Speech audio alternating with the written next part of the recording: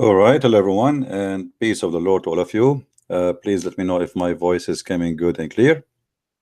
I'm using today a different mic. So let me know if this mic is better than the one before it or it's the same. Uh, this mic is a magical mic. I've been told that this mic is the kind, if you say inshallah before you use it, your voice will change and people will like it. Is it working? Because I did not say inshallah yet. It's good. Okay, let me now say inshallah. Let me know if something will change. Anyway, let us go to our topic. Our topic about the silly God and how silly God can be. I mean, everybody in this earth, maybe there's people who they are atheist, which they have God anyway. I mean, they believe that they are each one of them. He believe he is the center of the earth, which means he make himself God. He exists by himself. He do not need anyone. There's tons of religions, tons of beliefs, and everybody have his own belief. But Islam always is a special religion.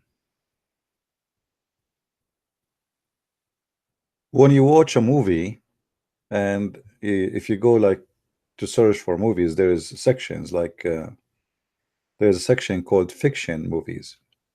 And why they call it fictions? Which mean obviously is not a true. It is fiction.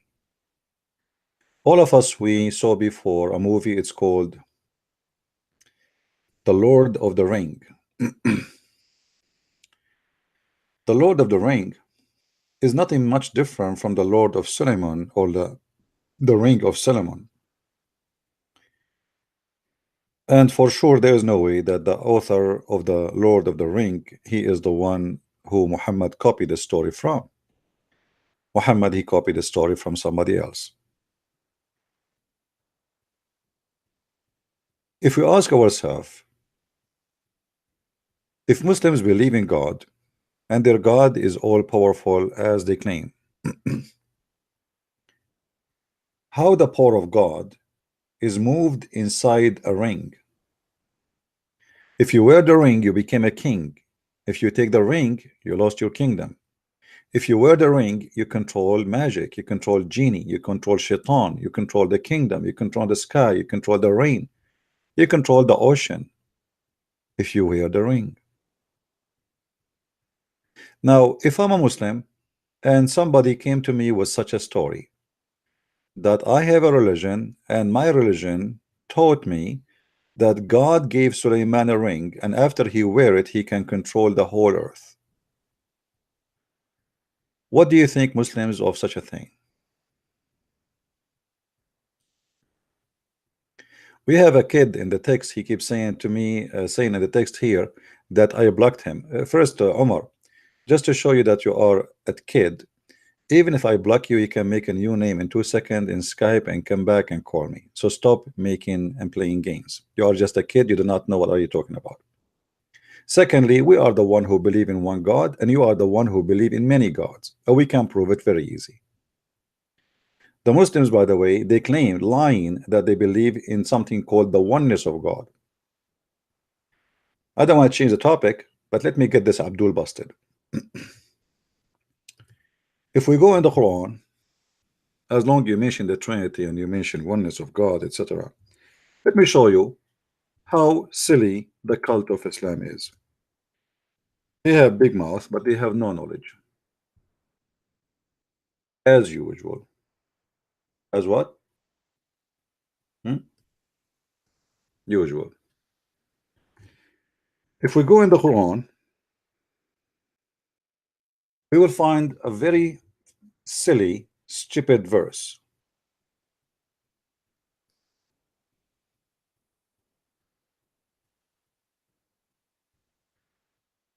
Let us go.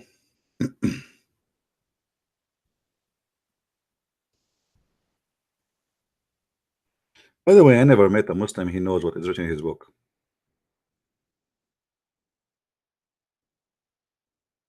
I'm serious. All of them are copy paste from each other, like nobody knows really what he's talking about. In the Quran, Allah claim that he level Muhammad to his level.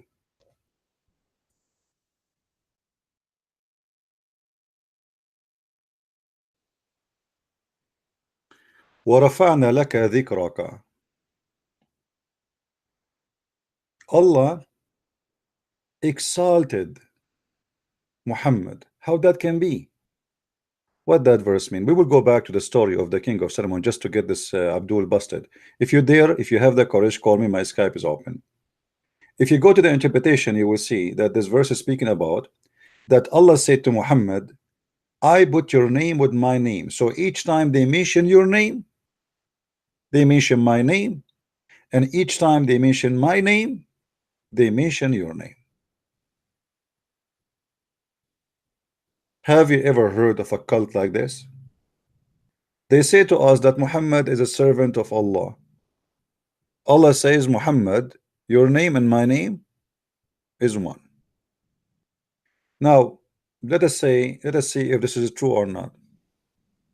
Who is a brave Muslim? He have the courage and the knowledge to call me and get me busted and say, Christian Prince, you are a liar. It doesn't say that. It doesn't mean that.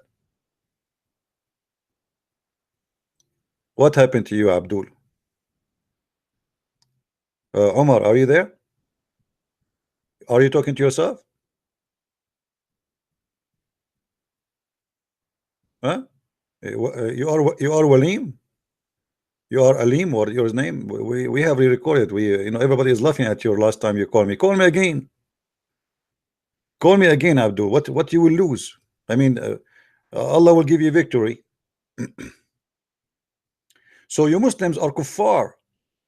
When you say the Shahada, you have to say the name of Muhammad and the name of your God. You associate the name of God with the name of a man. Yet you claim that you worship a person, only one God, his name is Allah. But the fact you cannot say the name of Allah without saying the name of Muhammad. Your God, Allah himself, he extend his authority from the name of Muhammad. Which means if now somebody says, I believe in Allah, he have no authority. He have to say, I believe in Muhammad. And that is a clear proof that Islam is a false cult.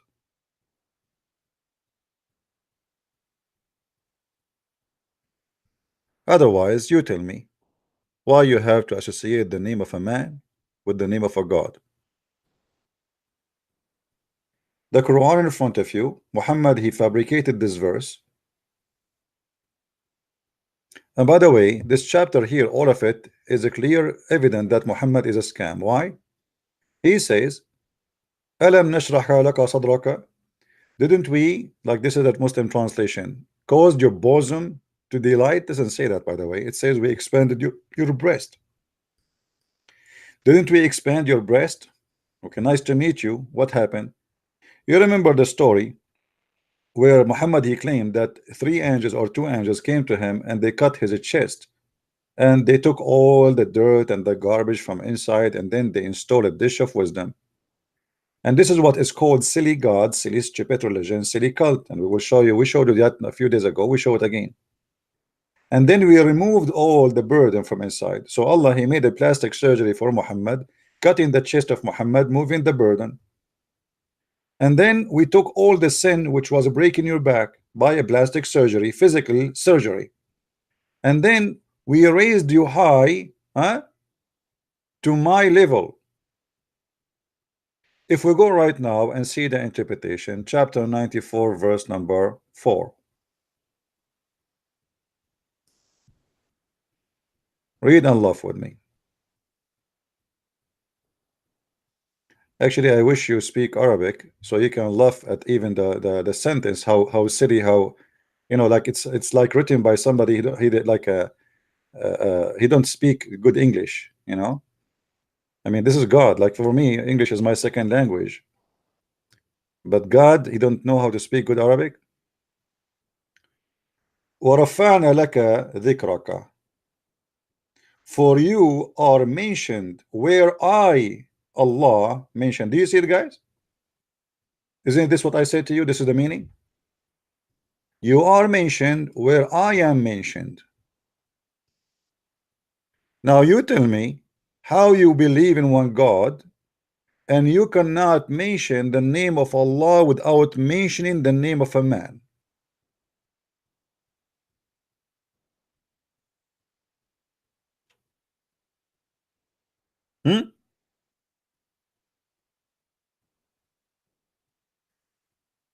Any Abdul?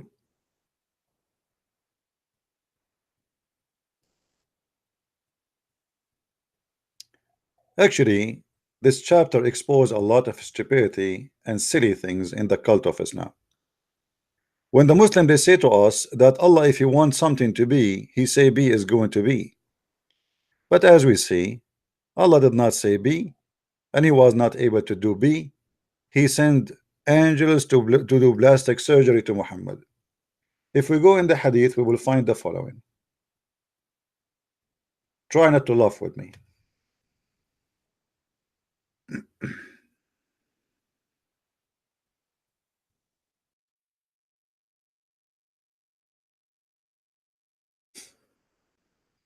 This is a story coming from God.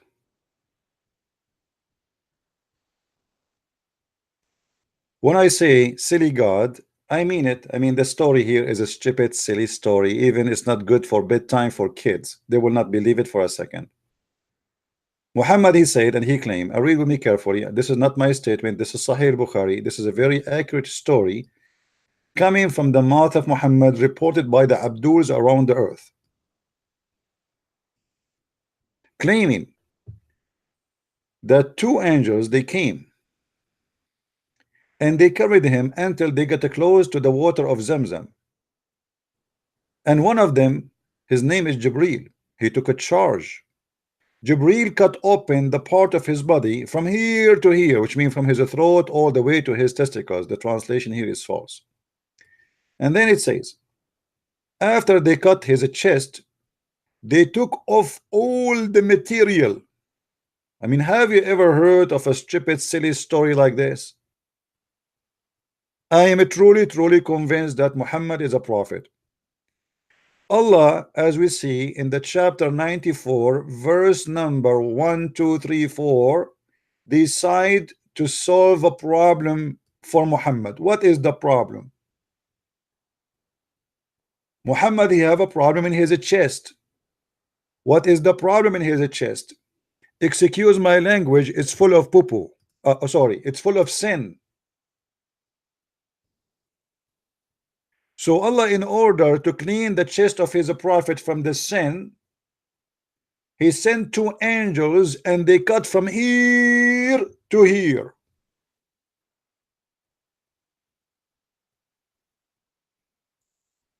The Muslims, they are busy talking about worshiping one God, the fact you don't have God at all. This is the most stupid story, and there is no way God he can say such a thing.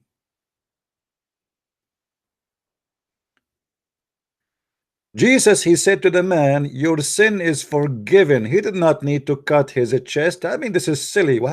And since when the sin is in your chest? And since when we can wash sin by water?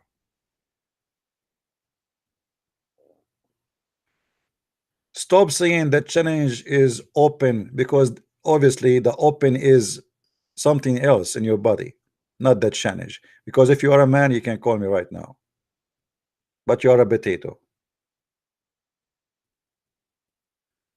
So Muhammad, he claimed that his God, he did a plastic surgery for him, and he took all the sin which break in his back, and then he leveled him to be in the level of Allah. So each time you mention the name of Muhammad, you mention the name of Allah. So what Muhammad is trying to say to us in this fabricated verses, claiming that Allah is the one who talk, that after the surgery I am not a human like you, I am equal to Allah. Allah made the surgery for me. He took all the garbage from inside me, and after that Allah told me, and I raised you high. Each time they mention your name, they mention my name. And as you see, this is not my interpretation. This is what Muslims understand. Do you see it?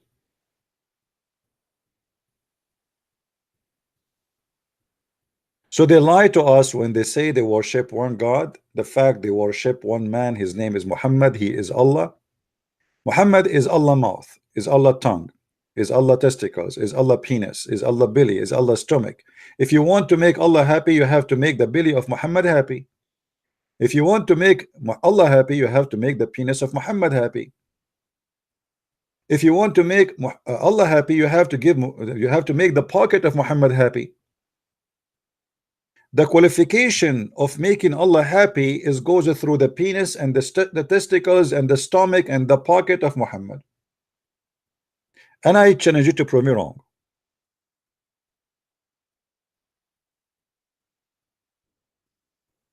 So stop lying, saying that we Muslims believe in one God. You believe in one potato. You have no God. Actually, even if we ask the Muslims what the word Allah means, they do not know. Have you ever heard of people they worship a God, they don't even know what the name means? Isn't it silly?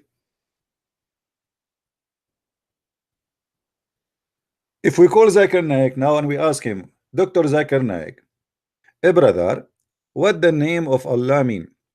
According to historian, the name of Allah is unknown sources, and most likely it is a unique name. But this is not a question. So what it's mean? Unknown sources, known sources. The question now. What the word Allah mean? The word Allah is diverted from the word Al-Ilah, which you see all over the internet, which is absolutely a big fat lie. The word Allah have nothing to do with the word Al-Ilah. And actually, even I saw some Christians saying that, which is very silly.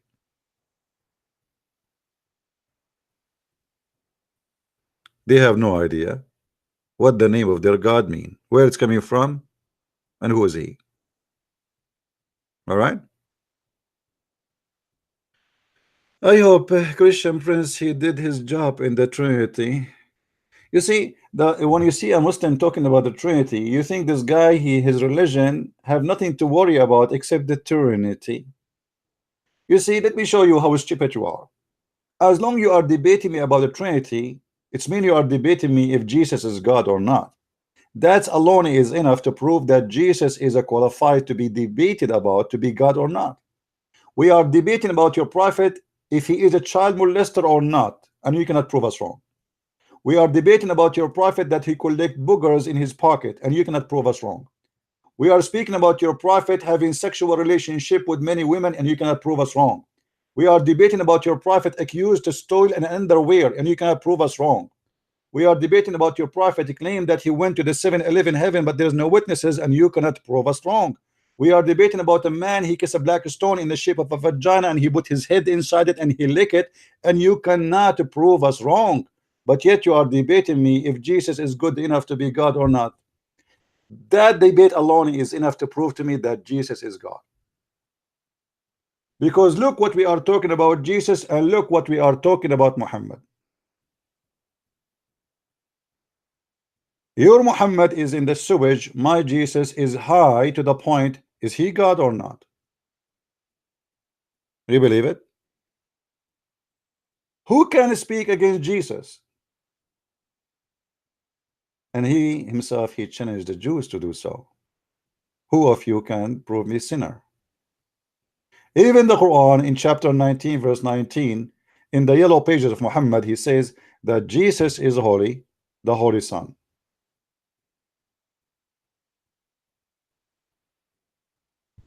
Have you ever heard of a prophet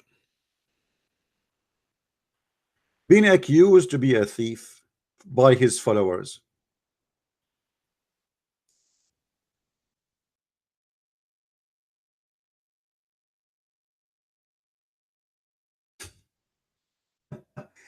I mean, what kind of a quality those followers are, and what kind of a prophet he is? They are a bunch of rapists, thieves, gangs.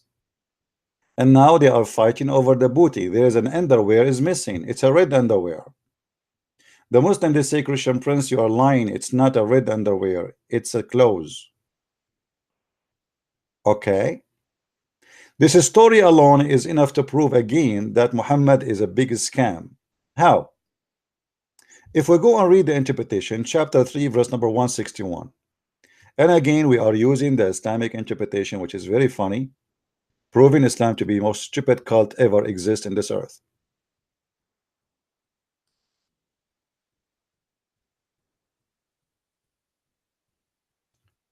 Let us see.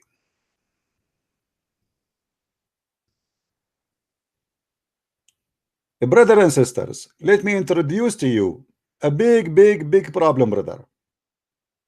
In the day of etc., in the year of etc., in the month of etc., in the hour of etc., Allah receive a phone call saying to him that the Abdul accusing their prophet that he stole a piece of a clothes.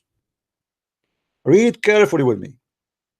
When some red velvet cloth went missing in the day of Badr,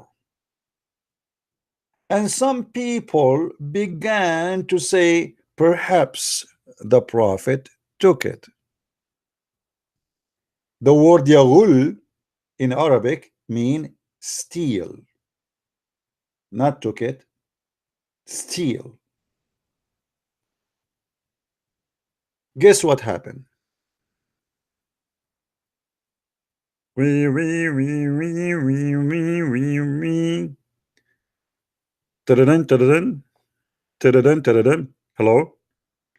May I talk to Allah, please?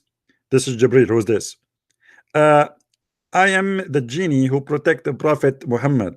What do you want? I want to report a very dangerous incident. Explain. And give me first your name and your genie ID. My genie ID is 000207 Okay, I know who you are now. All right, what is the story? Some Muslims, they accuse the prophet that he stole a bikini, and it is a red bikini. And now the prophet, he look horrible in front of the believers. Are you saying to me that the believers accuse the great believer Muhammad that he stole a bikini? Absolutely. And then Jibril, he went to Allah. He knocked at his door.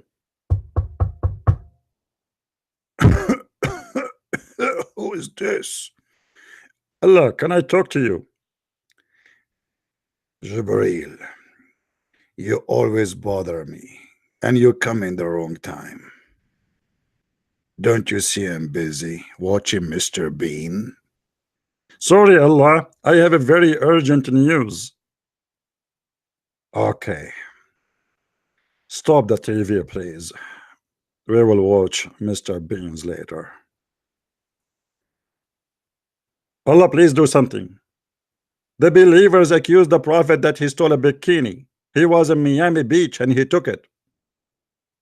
Are you serious? Absolutely, Allah. That's very dangerous. Absolutely, Allah. You know. Absolutely, Allah. The most silly thing about you. Absolutely, Allah. That you are so stupid. You keep repeating the same word. Absolutely, Allah. Forgive me, you guys. I made the angels to program to repeat the same words. I want you to take this verse. I just wrote it and deliver it to Muhammad.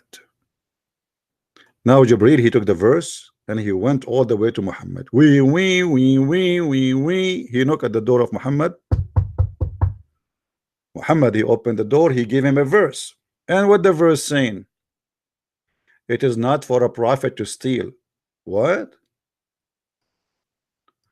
I mean, the guys are accusing him that he stole a piece of clothing, and you say to him, tell them that Allah told you a prophet will not steal. This is the solution. Have you ever heard of a silly, stupid God like this? What about you tell us who took it? You send us a message from the 7 galaxies behind the 7 bathrooms to tell us It is not Muhammad who took it. Well, thank you. I mean, this God is amazing. Please don't hire him to work for the police or FBI. Imagine somebody accused somebody that he took some clothes or jewelries or something. The police send report, it is not him. How you know it's not him if you cannot find the other person? Okay, who is the one who took it? Until now, this piece of bikini is missing and nobody knows where it goes, and Allah never told us. How Muhammad is a prophet of God? How Allah is God, yet Allah don't tell us who is the one who took the bikini? If you go to Allah website, which is allahfbi.government, you will find now that the most wanted items is the one who stole the bikini. And by the way, there's a big prize for those who can find it. If you know any information about the missing bikini, please call 1-900-Allah. Do we have any Muslim have a conclusion based on this? Based on this, Allah cannot be God, because if Allah is God, should tell who is the one who took the bikini. Obviously, the one who took the bikini is Muhammad. Muhammad, he made a verse saying it's not me. Allah told you it's not me, but he cannot tell us who is the one who took it. Isn't it obvious that he is a thief?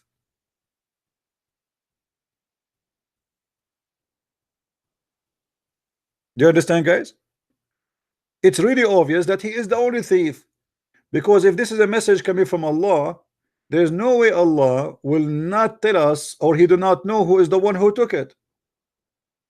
All what you need to do, go to the house of this man and find it there. But because Muhammad is the one who stole it, and by the way, they are fighting over the booty, which means this is already stolen stuff. All of them, they are a bunch of thieves, and now they are fighting over the spoil they stole from the neighbors.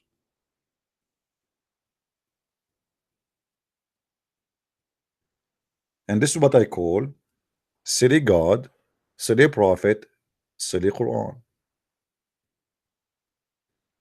Now we go back to our silly story with Suleiman.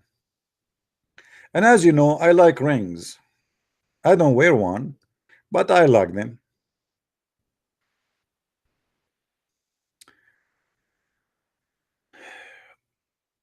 I'm looking right now, actually. I'm trying to find this ring, because if I can get this ring, I can control the whole world. At least I can stop YouTube from deleting my videos. I will wear the ring, I will control YouTube. I will control Twitter.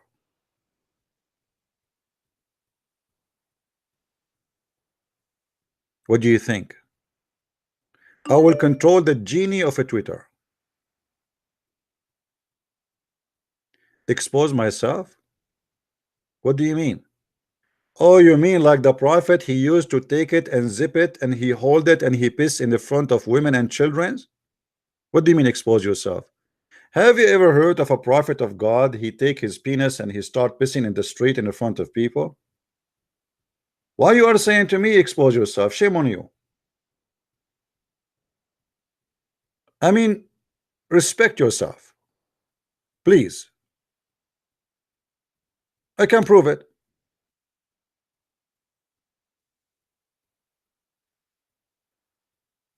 You see, when you see Muslims, they piss in the street, they are taking that a habit from the Prophet. The Muslim are Sunni, they follow the Sunnah. The Sunnah mean what Muhammad he did. This is why all over the Middle East, Bangladesh, Pakistan, they have a big problem. Pissing in the street, in the walls.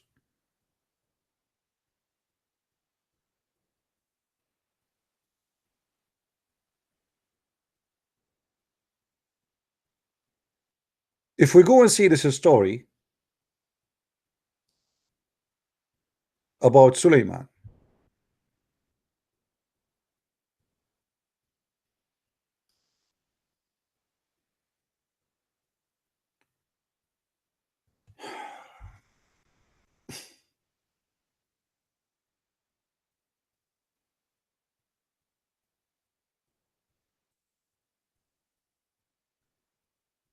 This is the story of Suleiman.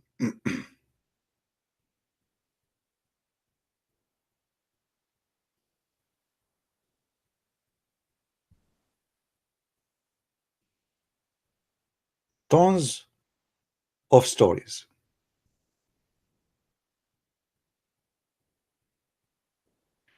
Suleiman ring had the following inscription: Prophet is the Lord, who has controlled the jinn with his words. And this is exactly what we see in this picture.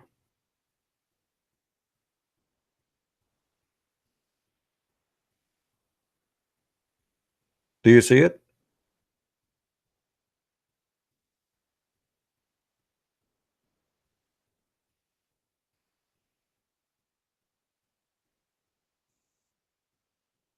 So the ring of Solomon have a secret words or magical words written on the ring, as you see in the Islamic website.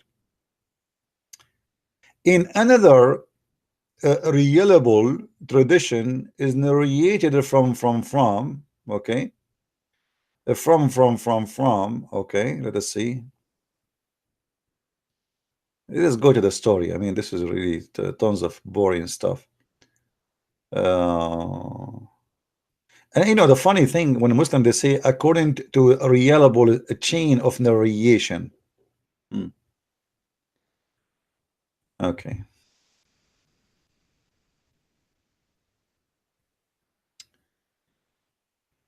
Here we find the story of Suleiman.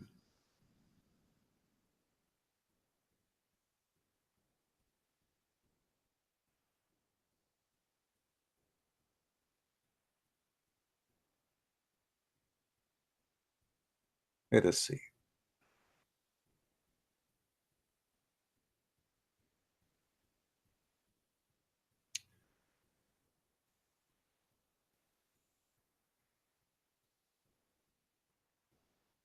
When Allah revealed to Dawood to appoint his caliph, see, Suleiman was a caliph. The people of Israel created a hue and cry and said, how could a child become a caliph, our caliph, although we are much older than him? When Dawood heard this, he called the chief of the Israelis and said, I am aware of whatever you say regarding the successorship of Suleiman. You all bring your stick, and everyone's should write their names on the stick. We will keep the stick along with the staff of Suleiman. At night in a room. In the morning, we will take them out. Whoever staff has lit, and the flower will be rightful to successorship, to be a successorship.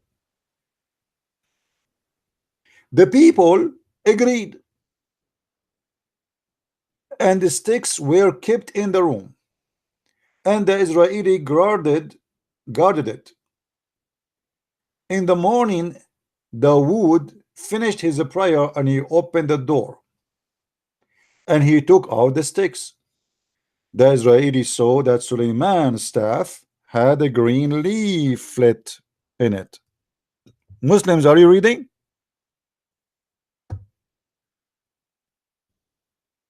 Brothers and sisters, Muslims, are you reading with me? And so they were content with the successorship. Then Dawood examined Suleiman before the Israeli. Like, here we go. It's not only this. Like, here we go. We put a stick and then we have leaf coming up. It's not enough. We have to examine him. He said to him, son, what is that very cold and sweet? Suleiman said, Allah who forgives sin for this servant and people overlooking each other mistakes and crimes. What? He's asking him what is cold and what is sweet. He says to him, Allah who forgive the sin. Again Dawood asked his son, what most sweet? He replied, love, friend, and this is a mercy from Allah between them. After listening, Dawood smiled and became happy and said to the people of Israel, after me, he is going to be the caliphate among you. After this, Suleiman used to keep the matter secret and marry the women in a few years.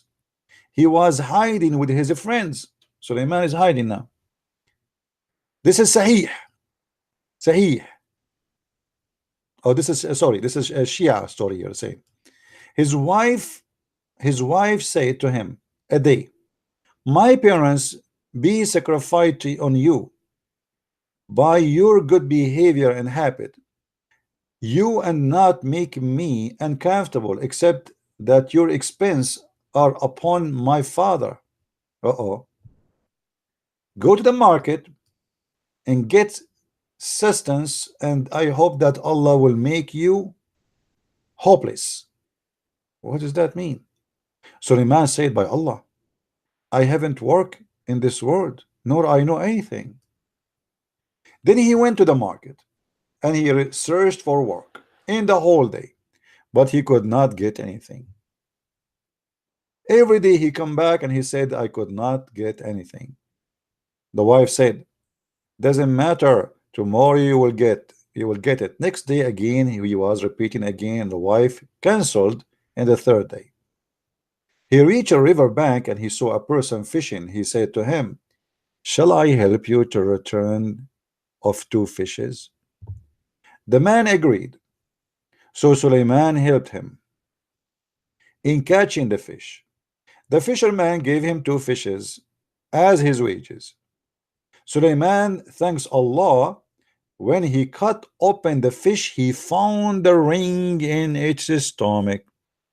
We just won the lotto. By the way, I am buying fish from now on, and I will I will not buy a fish which is cleaned already. I will never do that. Do you see why in the market these days they give you a fish have nothing inside? Because they are looking for the ring.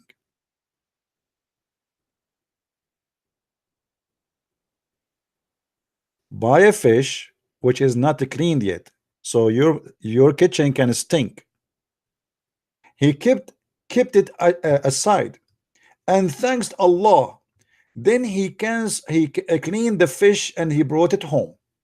The wife became very happy and said, I wish to call my parent and show them that you have worked and hard and earned like something. So the fish was cooked, and Suleiman called his in-law and eat from the fish. Suleiman said to them, would you recognize me? They said, no, we have not seen you at all. Suleiman took out the ring and wear it. At that moment, all birds and the jinn come to him.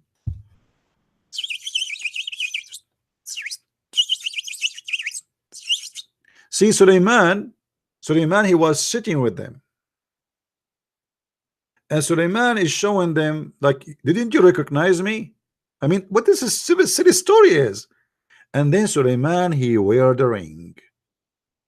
And the second he wear the ring, all the genie and the birds, they came to him.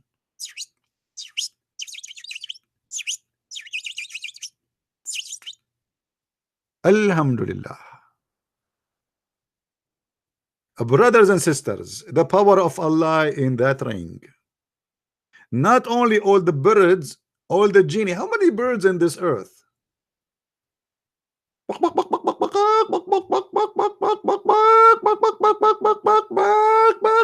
And the ducks, and I mean, you name it. All the birds and the genie in the world, they come to him. Just he put the ring in, all of them they come. He take the ring off, they go. He put it again, he come back. I will make them really tired, because all day long I will do nothing except putting the ring on and off, on and off, on and off. And for sure, Allah here is not being silly. This is a true story. Actually, it's proven by a scientific study made in Japan. There's a scientist, his name is Yama Aido Fabricate Storiyama. He's very well known, you know him. So here he put the ring, and after he put the bird and the ring, all the bird and the genie come to him and became obedient. So like he said to the chicken, dance for me. The chicken like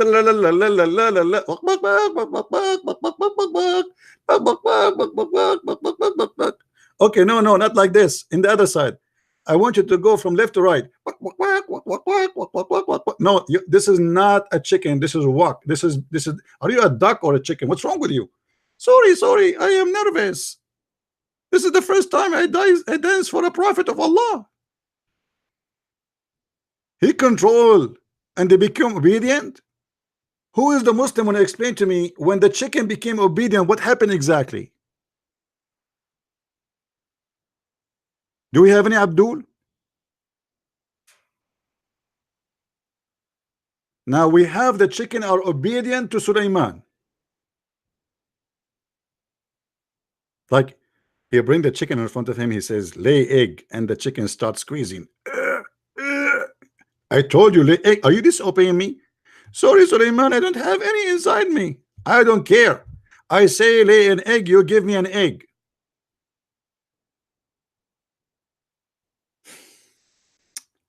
And then obedient to him, acknowledging his kingship. What in the heck?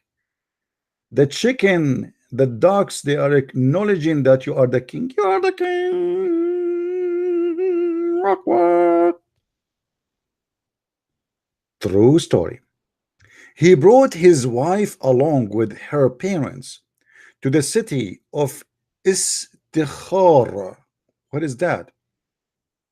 And his people, his Shias, which mean the people who believe in him, gathered around him and become very happy. Their difficulties of his absence vanished. He ruled for a long period. This is a nice movie. When the day of death approached, he appointed Asif bin Barakaya by the order of Allah as his successor. He was a guy, his name is Asif. Are you a guy from Pakistan? Your name is Asif? Here we go. Asif became caliphate. His followers only referred to Asif and solved their problems. Asif was hidden by Allah from them for a very long period. I mean, what is this? Allah, this is a true story, brother. This is a true story. By the way, this is one of many versions of the story of Sulaiman. Just one. There's tons of them.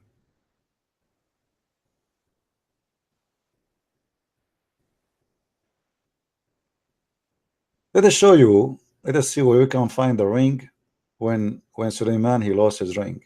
You remember how Sulaiman lost his ring, right? He went to the bathroom.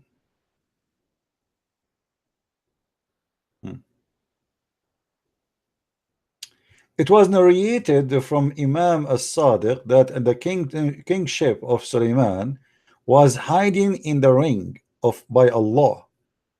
Whenever he used to wear it, the jinn and the human and the bird and the animal obey him. Then he used to sit on the throne, and Allah would send wind, which would take him for a ride.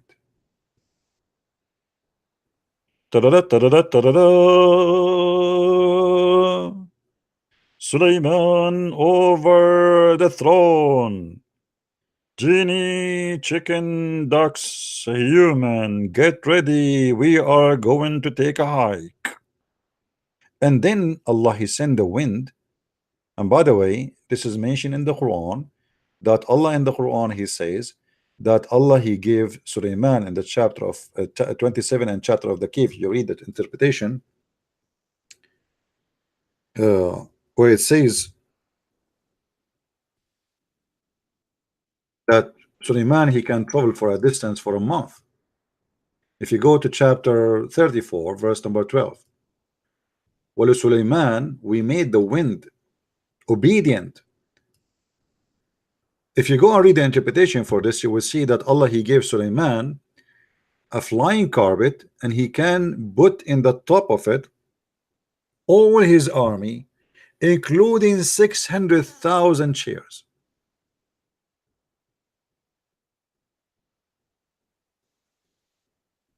You see, I can keep going and reading, especially this story here, like when Sulaiman, he go in the bathroom, he gave his ring to the bathroom, sorry, to his wife, and then a shaitan, he come during the time he was in the bathroom in the look of Sulaiman, and shaitan took the ring, he wore the ring, and Sulaiman, he lost his kingdom. And then shaitan, he start having sex with his wives. And how the wives, they notice that this is cannot be Sulaiman, because he looked like Sulaiman, and now he have the ring of Sulaiman, and Sulaiman, the real Sulaiman, became homeless. How the wives, they notice that this is not Sulaiman? Anyone remember how the wives notice that this is not Sulaiman? Read carefully.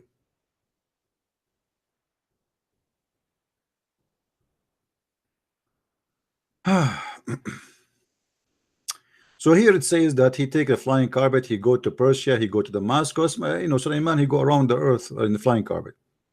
Whenever Sulaiman would go for answering the nature of call, you know what he's talking about, you know, he would remove the ring and give it to one of his servants. I mean, how stupid you are, Solomon. Just because you want to do shit, excuse my language, you take the ring which controlling the whole universe and you give it to the servant. Imagine Trump, he give the nuclear bomb code to the maid because now he have to go to the bathroom.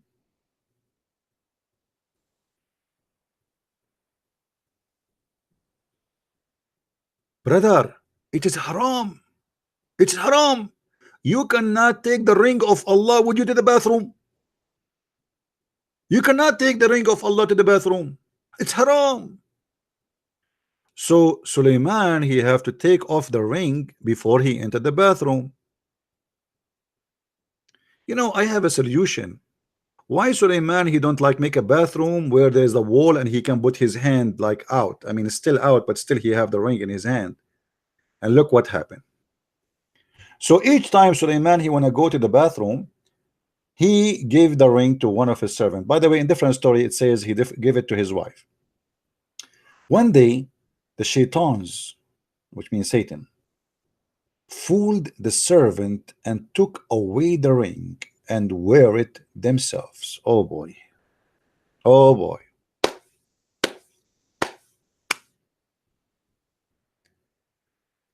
Oh boy. Omar Potato, stop lying. If you are calling, people will see your call. They will hear it. Stop lying, Potato. What do you mean you are calling me? Here we go. This is my Skype. My Skype is open. Where do you call me? If you call me, people will hear it. We'll see it. My Skype is open. There's a guy, his name is William. He called me and he is a Christian. Oh, now I see a caller. Hold on. Let us see. Here we go.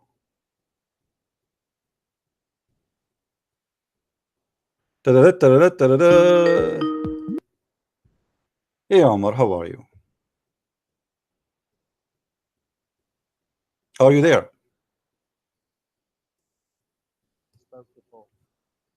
Hello? Hi.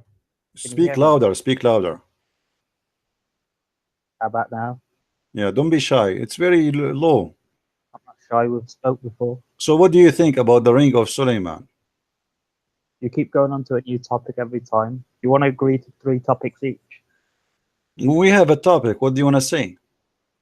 Last time you couldn't understand, you couldn't explain the doctrine of Trinity.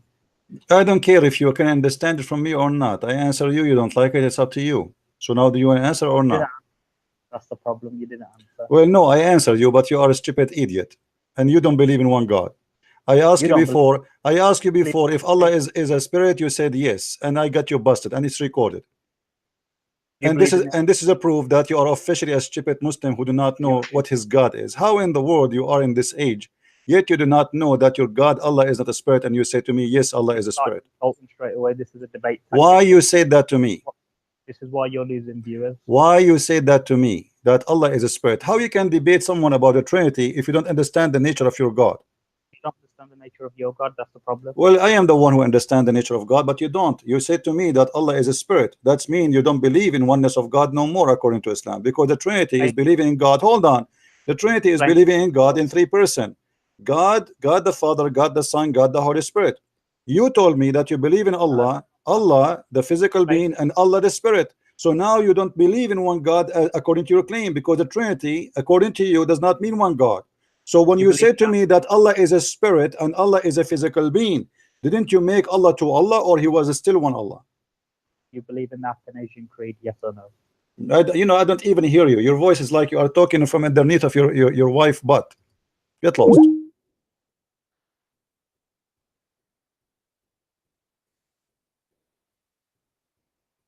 Stupid coward. Imagine Muslims in the age of 50, yet they think Allah is a spirit, and they come to Christian Prince, and Christian Prince, he spank them and he teach them who is Allah.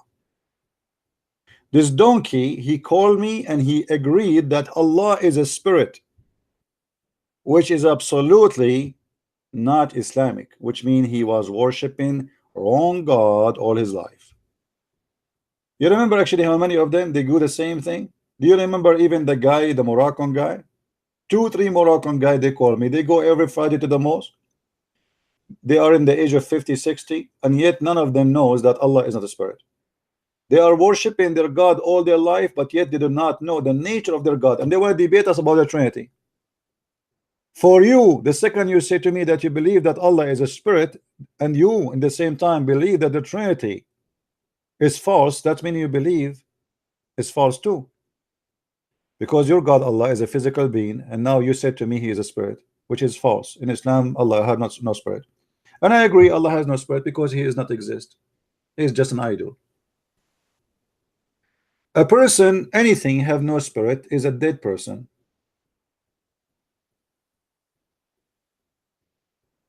Do we agree, Muslim?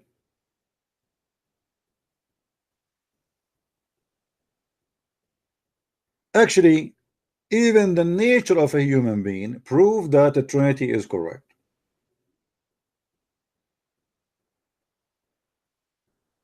A Muslim, he will say to you, how 2 can be 1? How 3 can be 1? How 4 can be 1? Well, how you are a physical being and a spirit and you are one in the same time? How Allah, he says that the word, his word is not created, and he have a physical being, yet he is one. So now we have 2 and a created object in Islam, Allah and his words. How stupid that is.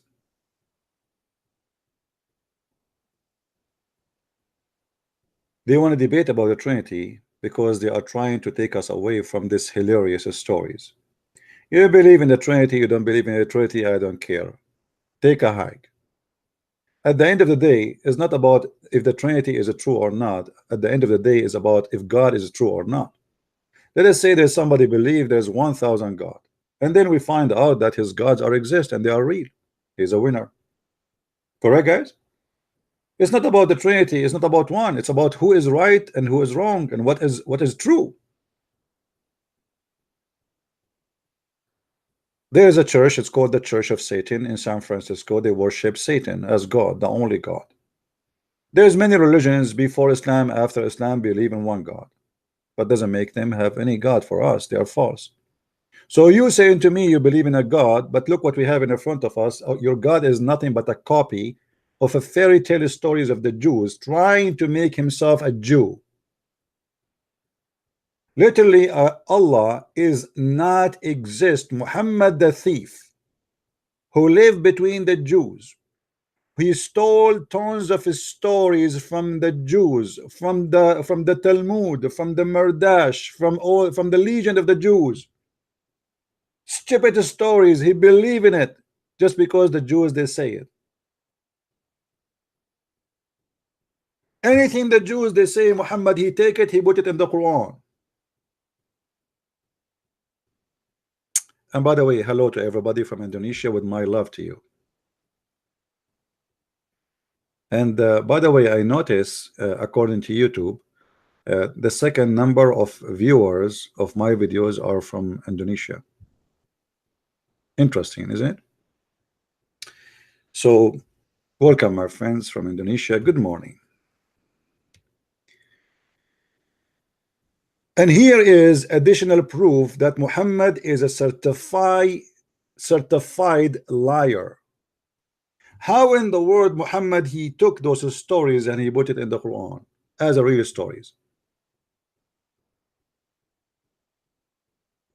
Flying carpet of Sulaiman. Sulaiman is speaking to the ants. The ants are speaking to each other. Sulaiman he can hear the ant. Sulaiman he have a bird in it. He is a minister of irrigation and he have part job to find women who have no hair in their legs. Sulaiman he dies standing because and nobody noticed because he was holding his stick.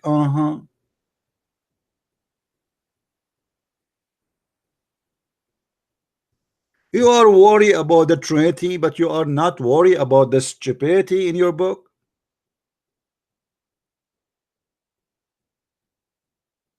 Are you serious? But because they have nothing to keep you busy away from spanking their prophet, let us debate about the Trinity. Every Muslim in the world want to debate you about the Trinity. Genie having sex with Muslimas is not a problem. Believing that you will have endless penis is not a problem. Kissing a black stone is not pagan, is not a problem. Going around the Kaaba is not a pagan, not the problem. Doing a Safa and Marwa is not a problem, which is nothing but pagan rituals. Exist before Islam and after Islam.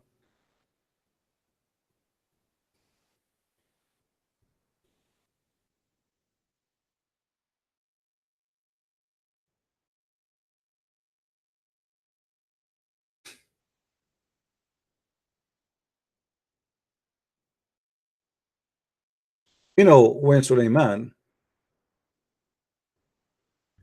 he died, according to Muhammad,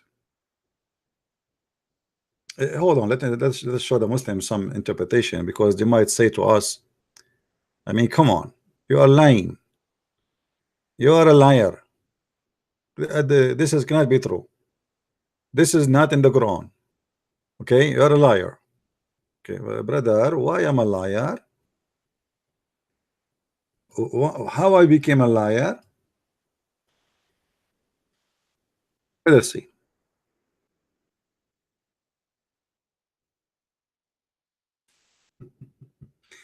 Chapter 38, verse number 34. To the Muslims who they are worried about the Trinity,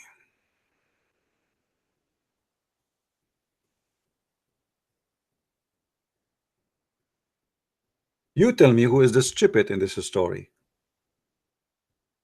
Suleiman is dead, but nobody noticed. Why? Because he is standing holding a stick. If we go to the interpretation and see what this verse is saying,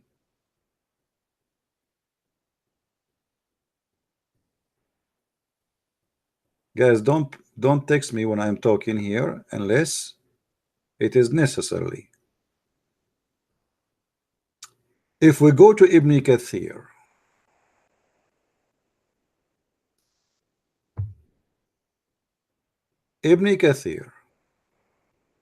and as you see, Ibn Kathir, you cannot tell me Ibn Kathir is working for me. And by the way, Ibn Kathir in English have nothing to do with Ibn Kathir in Arabic. Just take note. It's a fabricated translation. Big deal. Chapter 38, verse number 34. 38.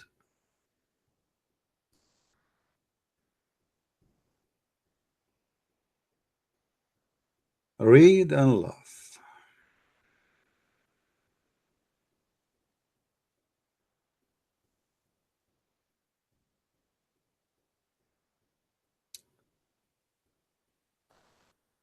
Muhammad once he was praying,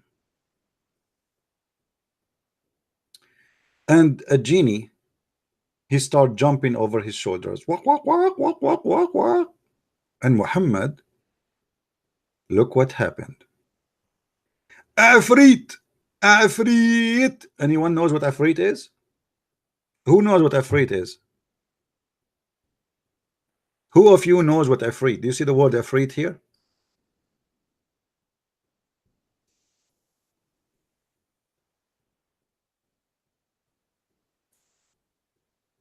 Anyone knows? What is Afrit? No. You see, this is what the Christian they mistaken. Genie are not demon. Muslim do not believe in demon. Don't mistake. Don't mix things up. Muslims sometimes they try to fool you. Says genie is the same as a demon. It is not. Muslim don't believe in that. Genie is a creature. He can even have sex with Muslim women. If you have my book Sex and Allah, you will find the stories there about Muslims complaining that genie having sex with their wife. Actually, one of them he found fire in the bushes of his wife, and you know what bushes I'm talking about, because the genie is made from fire. So obviously, when he put his private part there, he will make a fire. And actually, once I was doing camping and we do not have fire. So I asked a genie for a favor. I said, can we use your penis to light the fire, please? And for sure, the genie, he was very, very nice. He's a Muslim genie. He held his penis, he hit the wood with his penis, and the fire sparks start all over because he is made from fire. And we can show you those reference later. Now, Ifrit is a genie, but he is extremely, extremely, extremely fast. I don't know. I mean, you see, we mention a story after a story, we find ourselves, we have to go back to the Quran. If you go in the Quran, you will find that Allah, he mentioned the word Ifrit too. In the same story about Sulaiman. Chapter 27, verse number 39. It says here, look at the translation here. A stalwart. What stalwart mean? Anyone can tell me what stalwart mean? What stalwart mean? I don't know what this word mean, honestly. Afrit is not a stalwart. It's a very fast genie. It should be a very fast, extremely fast. So look here, because this Afrit, it doesn't say genie, by the way. Afrit of the jinn.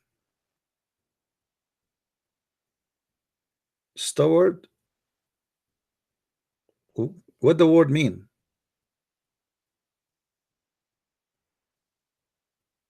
Oh, he's big and strong.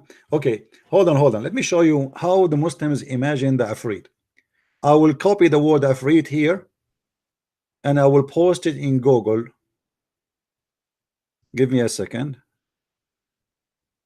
and show you the image of Afrit.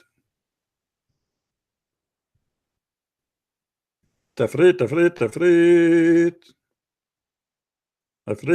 Afrit.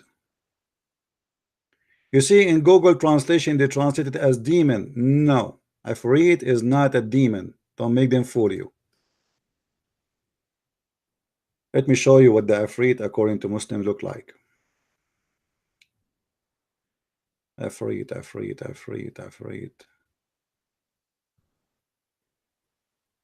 What is that? Once I searched for Afrit, the picture of a Christian prince came in the search. I don't know why. Afrit. Let us do the search in different way. Hold on.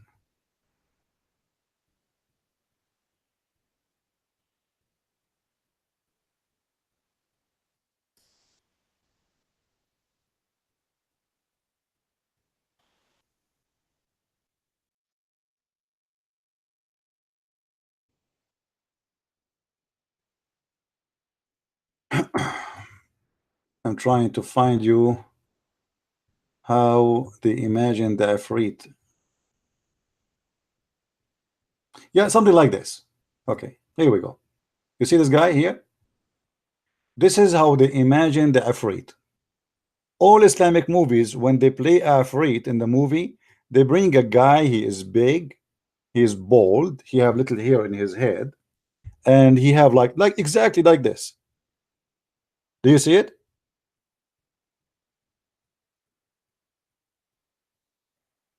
Yet the Muslims are worried about the Trinity. Their book is teaching about Mr. Afrit. Hey, Mr. Afrit, how are you? I'm very good. Hey, Afrit, where you lost your hair? I did not lose it. Afrit, what happened to your eyes? Why you have such an eyes? You look like a gay or something. Ah, you are. Okay, okay. So, Afrit, I mean, you are worried about the Trinity. Anyway, so the Prophet, peace be upon him, brother, he was praying in the mosque, and the Afrit who is very fast. This Afrit, one of the description about him, he is very fast. Like he can go and bring you to the point, even in the Quran, the Afrit, he said to Sulaiman, I can go and bring you her throne. Do you see it? This is how fast he is. Afraid of the jinn, he said, I will bring you what? Her throne. She have a throne which is so big, so huge. And as you know, Sulaiman is in control of the genie. But genies are different in ability. Some of them, they are very fast. Some of them, they are good in sex. Some of them, they are good in dancing. Some of them is good in making hummus. This guy is very good, as fast, and he is strong. He can carry heavy stuff. He even can carry your kingdom. And by the way, I don't want to mention a secret for you, but this is between me and you and YouTube and Twitter. When I came to America first time, I did not take an airplane. I told my dad to ask his Afrit to carry me all the way to America.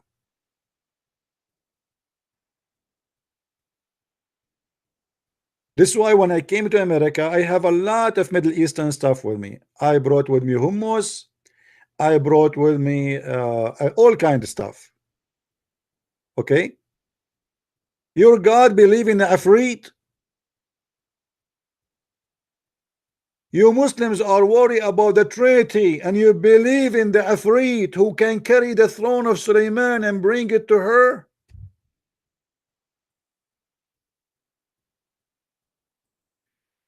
Ifrit to ya Ifrit, Ifrit to ya Ifrit, Ifrit to ya Ifrit, Ifrit to ya Ifrit, Ifrit to Jinn. And always in their Islamic movies, when they bring Ifrit, he's like they do this, like, I am Ifrit. You don't even laugh normally. I mean, he's Ifrit. Like, come on, you want him to be Ifrit, and he just laugh like us? No way. I mean, are you stupid or what? The Abdul are worried about the Trinity. This is okay for them. The Trinity does not make sense. Afrit, who is a genie, who is a shaitan, he can go and carry the throne of. And look at the gang mentality. Afrit, who served Sulaiman, he told Sulaiman, I can go and bring you her throne. What does that mean? A bunch of thieves? The woman, she have a throne. How you want to bring it? Thieves. Islamic mentality. It's halal. As long it's owned by someone, he's not a Muslim, we can steal it.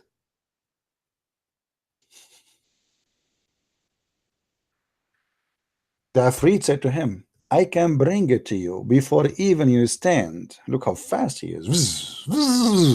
That's it. He bring it. Nobody even will see him. He's faster than the light.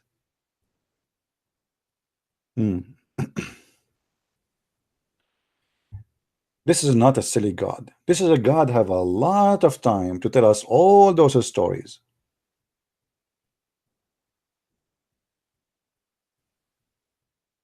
And don't forget here, before we arrive to this part in the story,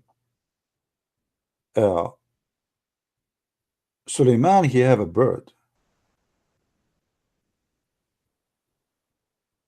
And as we showed you in the story, Suleiman, when he wear the ring, he can control all the birds. And this bird specifically, his name is Al-Hudhud.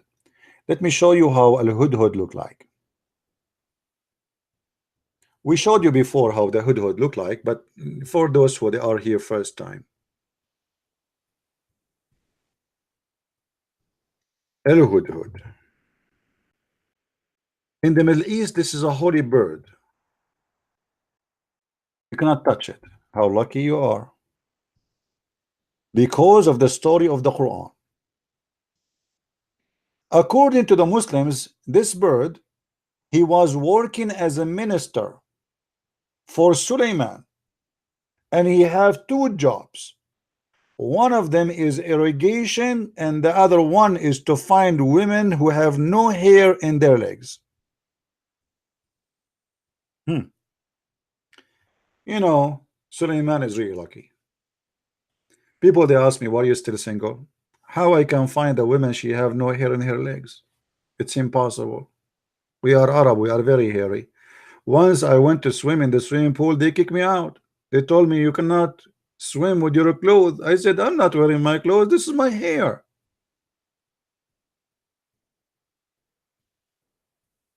But this is not fair. Allah, he gave Sulaiman the control of this bird who can find a woman who have no hair in her legs, but he did not give me the bird. And until now I'm looking.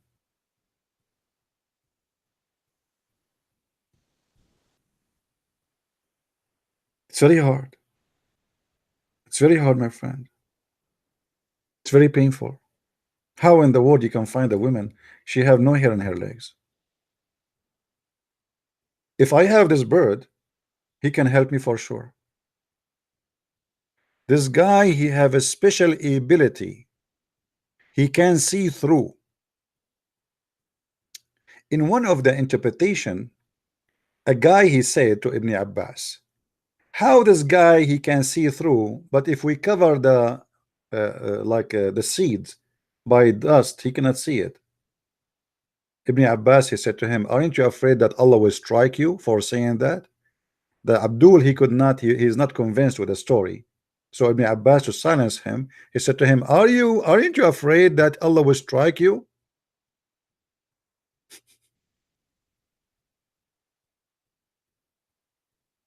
Somebody saying this is the craziest thing. This is not the craziest thing. This is the logical thing in Islam. My friend, you did not see the crazy stuff yet. What are you talking about? This is not the crazy stuff.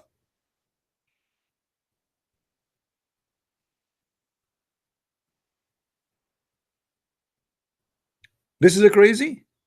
This is very logical. I'm very convinced actually.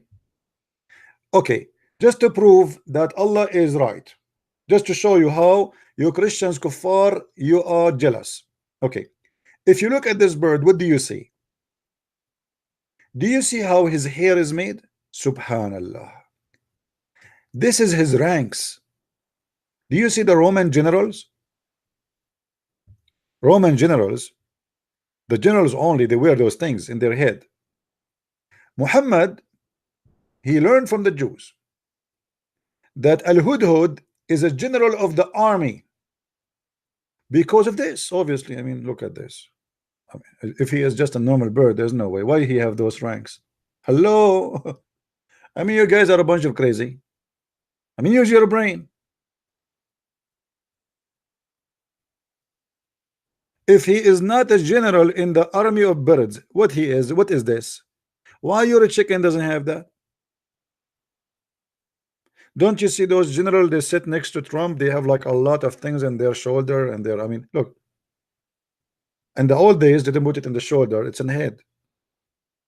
And actually, even this guy he have in his shoulders too. Look, look, look. See? Here it says, this is here, it says the specialty. You see it there? Very small.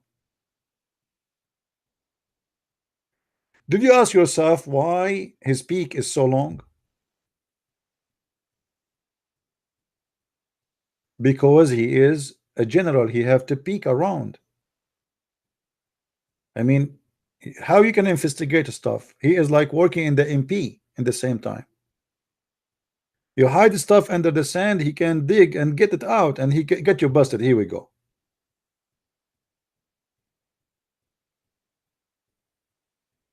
But the Muslims are worried about the Trinity. If I am you, I will be worried, my friend. Not about those stories in the Quran. Trinity. Trinity, brother, doesn't make sense. This is make sense. Those Christians are crazy. This is very convincing story. But wait until you see the rest of the story. The poor bird, after he found the queen of Sheba, Balqis, and Suleiman, he went all the way there. He fly with the flying carpet, carrying 600,000 chair. After they arrived there, when the queen of Sheba, she left her skirt because she thought there's a water in the ground, Suleiman, he noticed she have a lot of hair in her legs. Oh boy, how disgusting. But hold on, here the bird, he involved in the story again. He said to him, Suleiman, this must be a magical trick. It is the genie who made her hair grow like that because they want you not to marry her. And to be honest with you, I'm afraid really to one day to get married from a woman. In the morning she have no hair in her legs, afternoon she became like a bear. I mean, what if a genie, he want to seek revenge from me? Do you remember the Abdul who called me just 2 days ago, and he told me that Mary, she was a brightnet in 1 second? Anyone remember? Everything is possible in Islam. 1 second. That's it. She gave birth. 1 second. Tick, like this, like tick, and she gave birth to Isa. True story.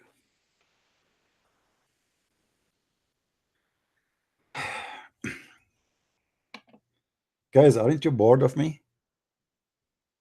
How many of you is bored? To be honest, just be honest with me. It's okay. You know, we are Arab together. We understand each other. We are hummus. Tell me the truth. How many of you is bored?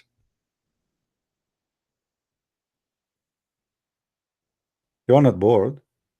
I'm bored of myself. I say to myself, what if Allah one day made me a bird like this?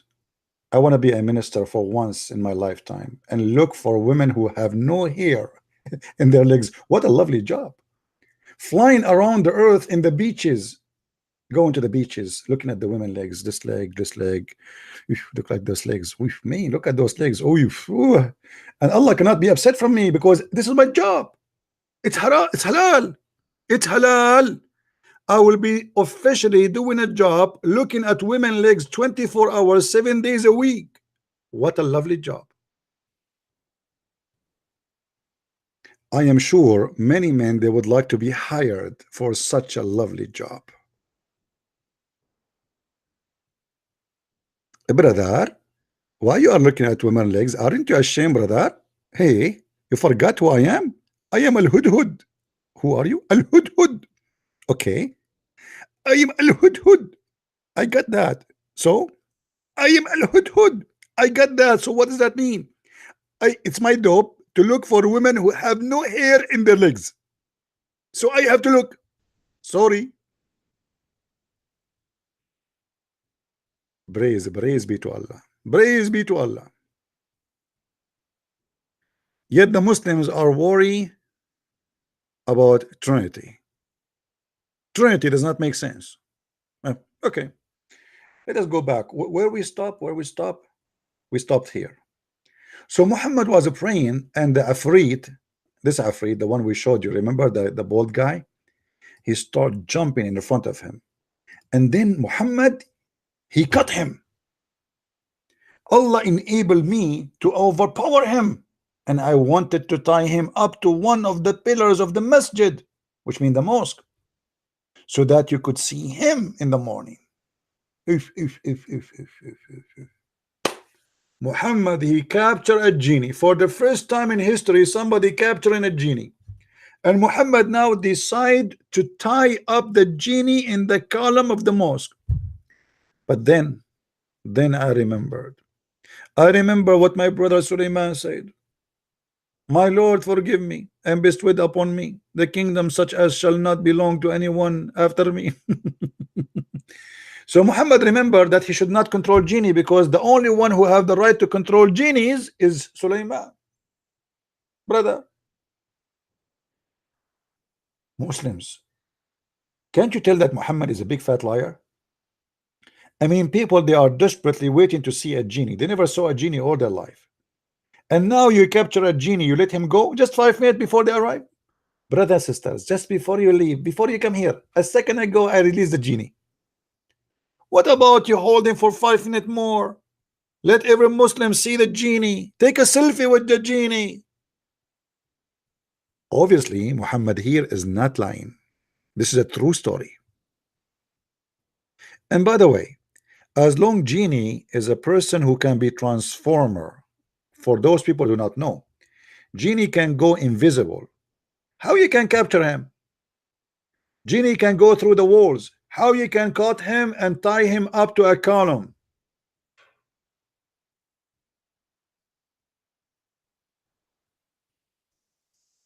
Any Abdul?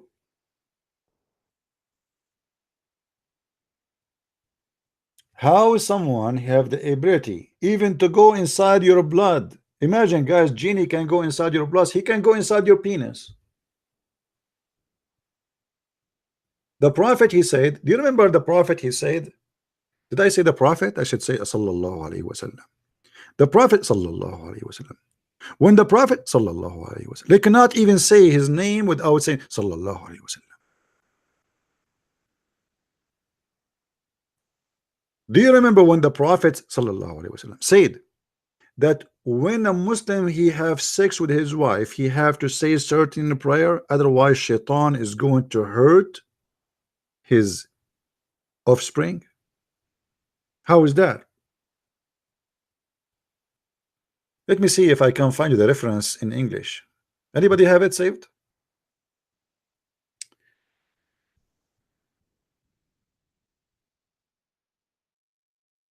Let's see.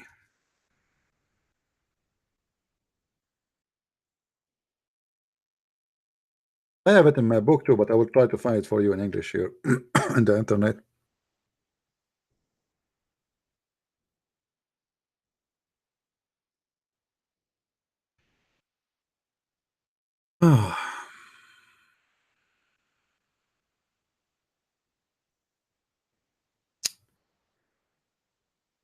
Um,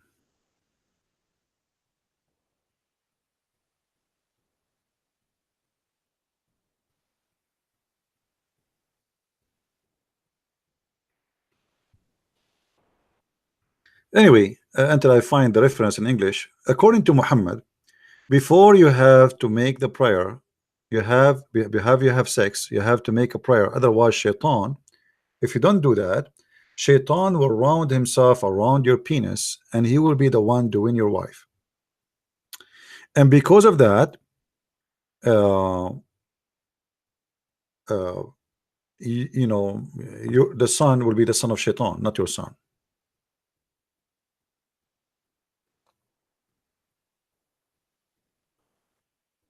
Let us see.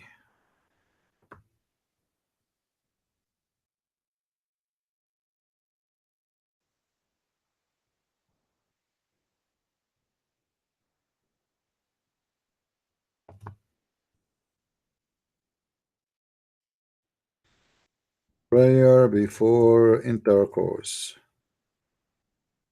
Trying to find it in English.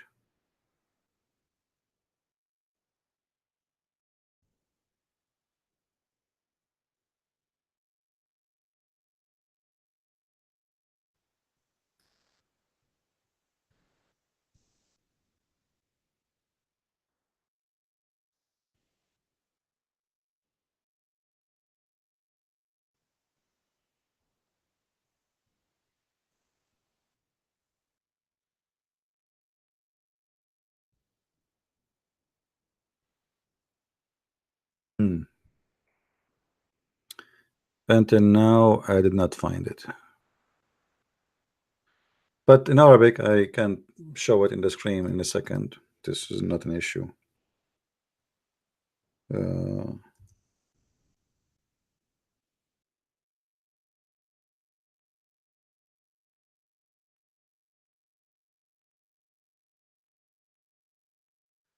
All right.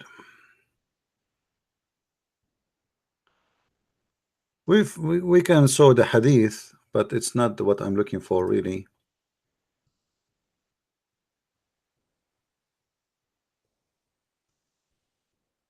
See, this is the prayer Muhammad he said, but there is no details. I want to show you the details. Muhammad he says, before you have intercourse with your wives, you have to say this prayer, so shaitan will not be able to hurt your children's. And how simply he hurt them? Because they will be his kids, for he is going to round himself around the penis of the man, and he will be the one really having sex with the wife.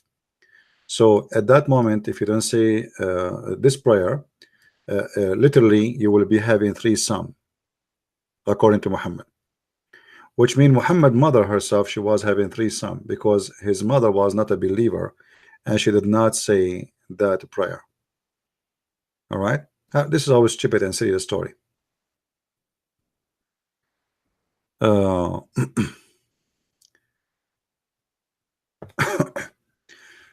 Okay, we go back to the story here.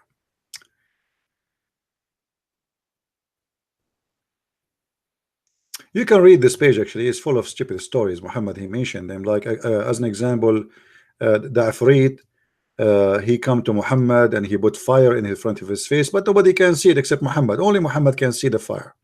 All right, as you see here the story. And then Muhammad, he sighs him, etc. Here you see the story of Suleiman. He have the flying carpet, where he can carry in the top of the flying carpet all the horses, all before the flying carpet, by the way. Suleiman, he used to have a flying horse. What they call those horses? Yeah, the one you see in the movies. I mean, like a horse with two wings. So Suleiman, supposedly he got upset from his horse, upset from something, so he slaughtered the horse which used to fly with. He was anger for the sake of Allah. So Allah, after he slaughtered his horse, Allah, he sent him the flying carpet as a replacement, which is very nice. I mean, look how nice Allah is. You have an old car, and your car, you burn your car. Allah, he send you the bigger car. All right. No, unicorn. By the way, many people, they think unicorn is a fake animal. Unicorn is a real. In Arabic, we call him Wahid al-Qarn. Unicorn, many ignorant people, they think unicorn is a fiction. You can go right now in Google and you find tons of animals, but we in the Middle East, we have an animal, we call him, very well known in Arabic, we call him Wahid al-Qarn. So it is not a fiction name. Don't mix between this and that. We are talking about here something have two wings, not something have a unicorn. All right. Yeah, this is what we mean. Yeah. Anyway, so here you see that after he slaughtered his horse, Allah, he gave him a flying carpet, and you will notice here Suleiman, he is in control of all the genie and shayateen. You see here it says shayateen. Shayateen, they are working for Suleiman. Suleiman, like the Muslims, they try to explain how Suleiman was able to build all those buildings. It cannot be built by a human. It must be shaitan. But Suleiman is a good guy, supposedly. How he is shaitan working for him? So Muhammad, he copied this story from the Jews, from the legions of the Jews. And as we said, Muhammad, for a long time, he was trying to make himself a Jew, a perfect Jew. So whatever the Jew they say, he took it, he put it in the Quran.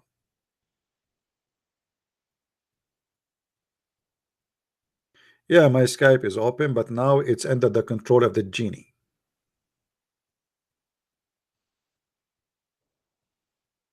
All right. So the shaitan, he built for Sulaiman, and he built what? If you see what he built for him, you will not believe it. Not only he built for him palaces or swimming pools, no, he even built for him statues. Even the Quran mentioned that. If you go in the Quran, you will find the Quran say the following.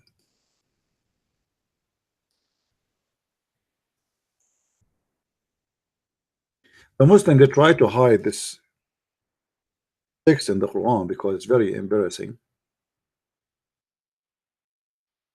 Very embarrassing. Because the Muslims always they say that Islam is against idols, making idols, correct? But as you see here in the Quran, in chapter 34, verse number 13, it says, يَعْمَلُونَ لَهُ مَا يَشَاءُ مِنْ مَحَارِيبٍ وَتَمَاثِيلٍ. Translation. Do you see it, guys? What the genie they make for what the shayateen, not only the genie, shaitan. What the shaitan he do build for Sulaiman? Do you see it? How Islam teach the Muslim, they say to us there was a statues and Islam is against the statues, and Islam, this is idol worshipping, it's haram, we cannot make images. How Muhammad he says those who make images Allah will punish them. How Muhammad he says those who make images Allah will bring them in the judgment day and he will say to them, blow on your image, bring it to life, because this is how he bring people to life, he breathe into it, blow into it. And then we find the Quran saying that Allah he gave Sulaiman the wisdom to order the shayateen to make statues. Now any Muslim knows that the statues are for what?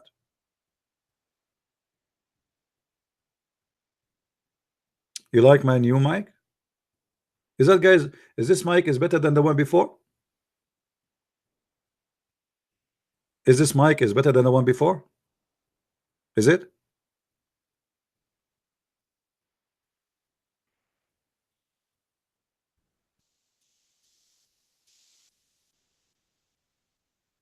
It is? Is it the same or better than the one before?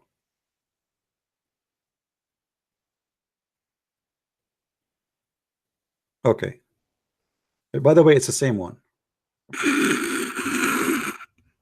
I'm just joking, it's a different one. This one is big and fat. Unbelievable. It's like big, like it's a big like a watermelon. Thanks to Allah, there's no Muslim will see it, otherwise they will do something with it. Because it looked like a watermelon. Unbelievable. So anyway, they give us speeches about statues is haram, brother. Statues is haram. Do you see, brother? Some churches they have statues, brother. Haram, haram, brother. Haram. Haram. What haram? What haram? Okay, somebody is asking me a question. Hold on.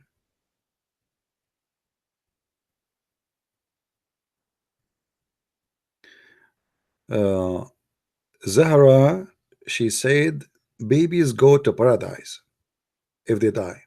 And no, Zahra, they will not. They will not. Sudden news, Zahra. According to your prophet, because of his madness and his mental illness, your prophet, he said that babies, they might go to hell.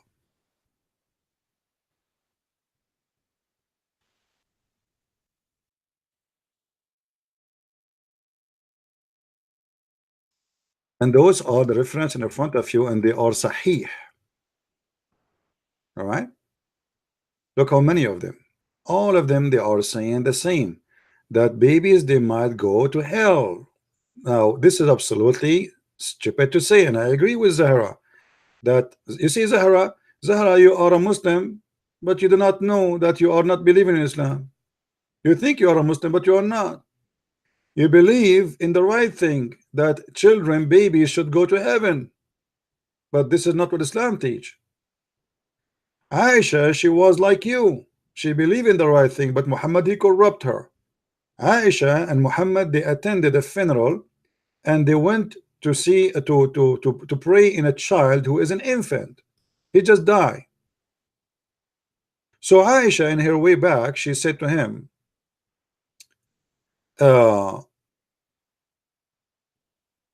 this is a child, he will go to heaven, for he commit no sin and never reach the age of sin. Muhammad said to her, hey, Aisha, don't be stupid. Who care if he commits sin or he did not commit sin? Who care if he reached the age of sin or he did not reach the age of sin? It doesn't matter.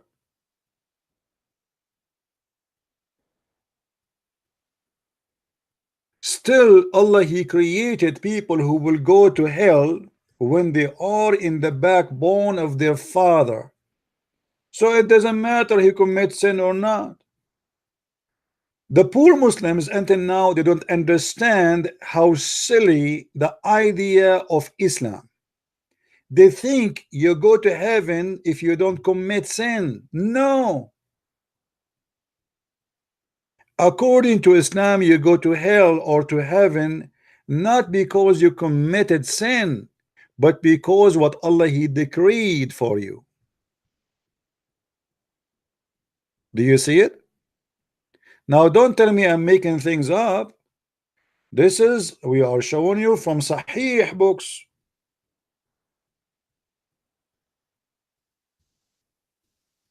So now Zahra, she said that a baby child will go to heaven, but her prophet don't agree with her. In a second you will see that Zahra, she will agree with the prophet because they are corrupted people. They will not stand for what is right. Here we go, just the prophet said so, so we have to believe in it. That's it. She came here and she said the child should not go to hell. But now, after she saw her prophet saying that a child will go to hell, she have to agree with her prophet. Otherwise, she have to be considered herself an apostate. Are you there, Zahra? Zahra is the same person who called me last time and started crying. Oh, why you are calling Islam names? She should be playing victim. And she is the one who quote to me the Pact of Umar. But when we showed her the Pact of Umar from their own Islamic website and sources from the book of Ibn Kathir, she refused to read it. Where it says that the Prophet, he wanted to be ensured that the Christians are humiliated, disgraced, disrespected. When the Umar, the Caliphate, he should continue humiliating the Christians. She refused to read.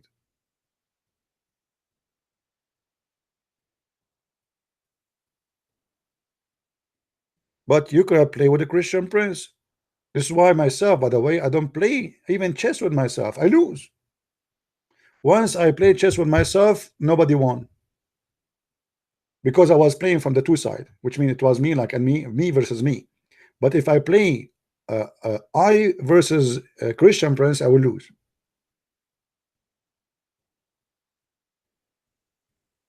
How in the world Muhammad is a prophet of God, yet he claimed that a child he might go to hell because Allah, before he created him, he decided he will go to hell. How stupid that idea is. And where is mercy and justice? There's no mercy. There's no justice.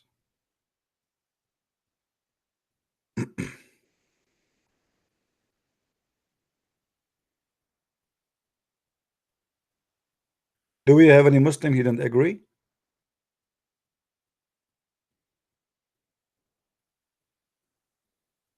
Any Muslim he don't agree? Okay, as long there's no Muslim disagree. Any Muslim agree? The beautiful thing about Muslims, they always if you hire a Muslim in the Islamic parliament in Pakistan, all of them they agree. It doesn't matter what the president he say. If you go to any kingdom, any Islamic kingdom, everybody agree with the king because they are just pictures, images. Who dare to don't agree? Who dare to say I don't agree? Muhammad said so, that's it. This is not about negotiation about what is right, what's wrong. That's it. Muhammad, he said this, that's mean this is how it is. A child, a baby, an infant will go to hell. Well, nice to meet you, Muhammad. And not only this, the whole idea of Islam is destroyed by this. Why? Because what Muhammad is claiming, that it doesn't matter what you do, it's what Allah he decree. If you go in different hadith, you will see Muhammad he said, even we are getting away a little bit from our topic, but it's okay. All roads will make us reach to Mecca. According to Muhammad, and this is Muhammad speaking, and this is Sahih Bukhari, this is Sahih. Don't tell me, by the way, even the Da'if hadith is accepted, it's correct. Look at this. Muhammad he claimed, swearing by Allah, and by Allah, a person among you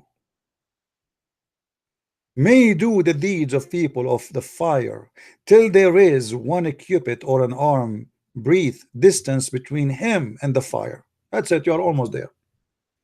What does that mean? Doing the work of hellfire, like you are not killing people, you are not hating the Christians, you don't hate the Jews, you don't hate the Hindus, you are not killing them, you are not committing suicide, you are not making lies about Christianity and about the Christians.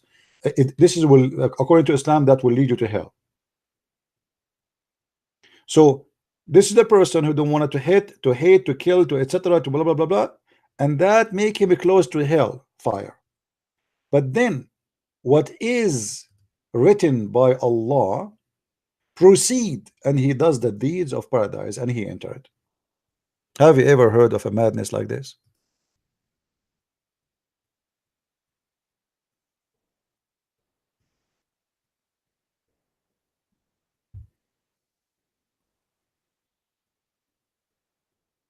So it doesn't matter really, your work is not going to change anything. It's what Allah wrote for you is going to take over.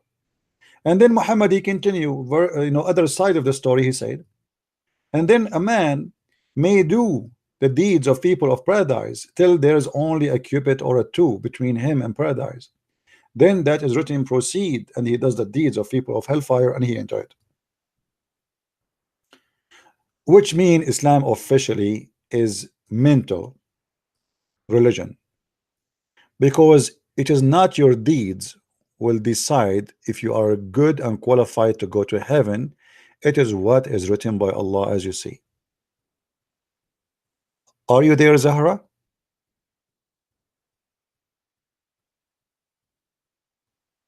Guys, don't speak badly to Zahra, please. Anyone will speak to her badly, I will ban you. And none of your business if she is searching for a man or not. Here we are talking about religion. If you cannot speak with respect to others, please leave. And by the way, what if she is looking for a man? What is wrong with that? What, do you want her to look for a woman? What's wrong with you? I mean, why your people are silly?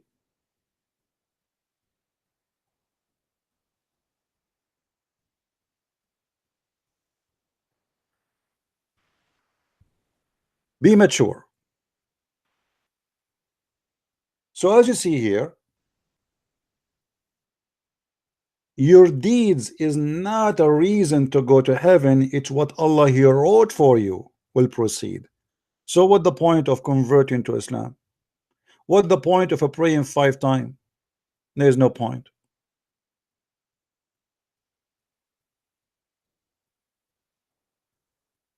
There's no point.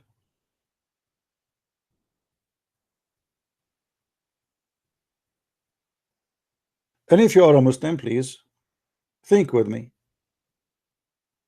I mean, here we go. The guy is doing the work of hellfire, he go to heaven, and the one who was doing the work of heaven, he go to hellfire. Why? Because what is written by Allah proceed.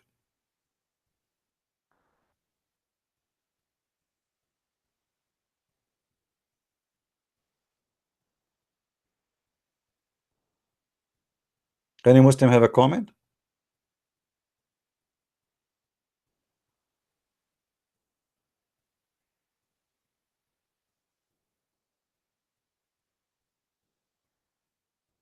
Any Muslim can explain this madness? So according to this Christian prince, he might go to heaven according to Islam still, after all what he did?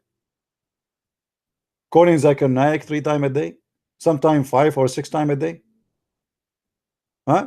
Questioning the sexual ability of the prophet, which is holy prophet penis, speaking about the balls and testicles of I mean, and then he, what Allah wrote is going to proceed and he go to heaven.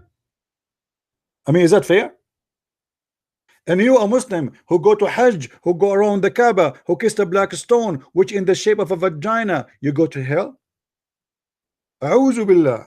That's not fair. That's what your prophet is saying. A person who do the work of hellfire, he go to heaven, because what at the end what Allah written proceed. And a person who do the work of paradise, he go to hell, because what written by Allah proceed. What a stupid cult.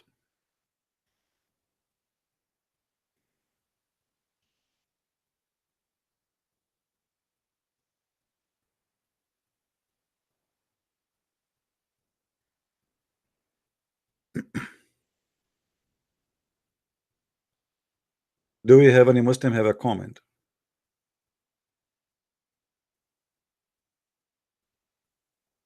Yeah, you know, Zahra, she is just a, you know, trying to defend her religion, and I understand, but you cannot. You cannot. Here we go. Look, I am here on air. Who can defend Islam? Where are they? The Muslims, the big names. They claim to be have a knowledge.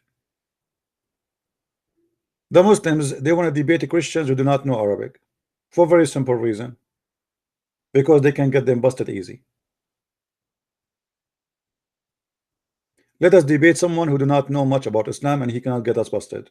And if they want to debate you, they want to debate you only about the Trinity, to avoid Islam problems. But Muslims anyway, they don't believe in the oneness of God. It's a lie. Even the word the Muslim they use, they say Tawheed. Tawheed does not mean oneness. Tawheed, let's ask anyone speak Arabic, you will see Tawheed mean unification. Tawheed ad-Duwal al-Arabiyya, unification, or the Arabian states. Tawheed never was, and never will be oneness. It's about unifying. How you can unify what is one if you believe in the one is one already, right? 6 in Wednesday, according to the Shia, it's a big problem. Some Shia, they believe, like, you know, certain days you should not have sex, because if you do sex in those days you will have a big problem. You know, the Shia, they have their own belief, like if you wear yellow shoes, your penis will be very powerful. If you wear black shoes, your penis will not even stand up, even for the anthem. And that's why if you look at my shoes, I don't have a black. Alhamdulillah.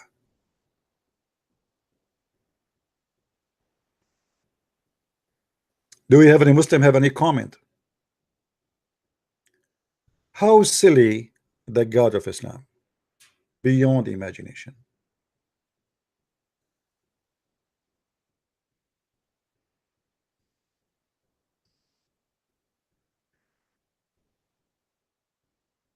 Look, let's see here what it says. If we go,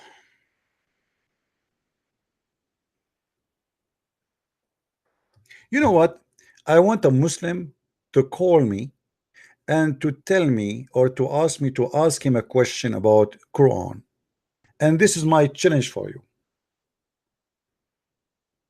You tell me what the question you like me to ask you, and the challenge is the following: you yourself you will not accept the verse you will quote for me or the chapter. You yourself, you will not accept what is going to come from that question. In other way, you yourself will be ashamed of the chapter you choose for me. Who want to take the challenge? Guys, do you see how sure we are?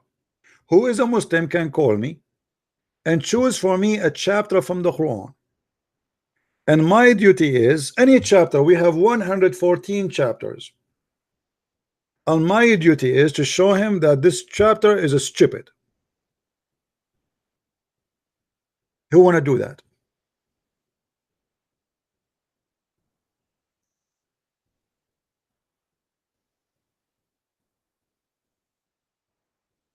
Don't send me anything in Skype. Why you are sending me those hadith? Yeah, do you like? I mean, I need you to teach me what to post. Why you are posting me those things?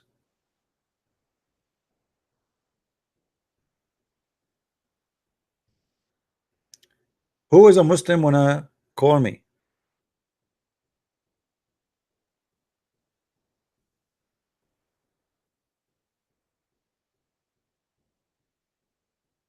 We have a guy here is trying to call. Let us see who is he.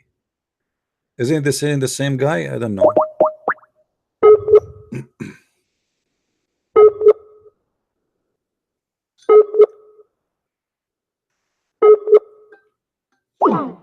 You have no energy. His power is off.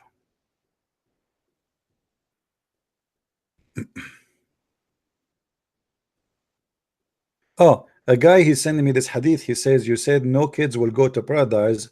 He said this hadith will prove me wrong. Okay, let's read together. She reported in the authority, narrated Hasna, the daughter of Muawiyah.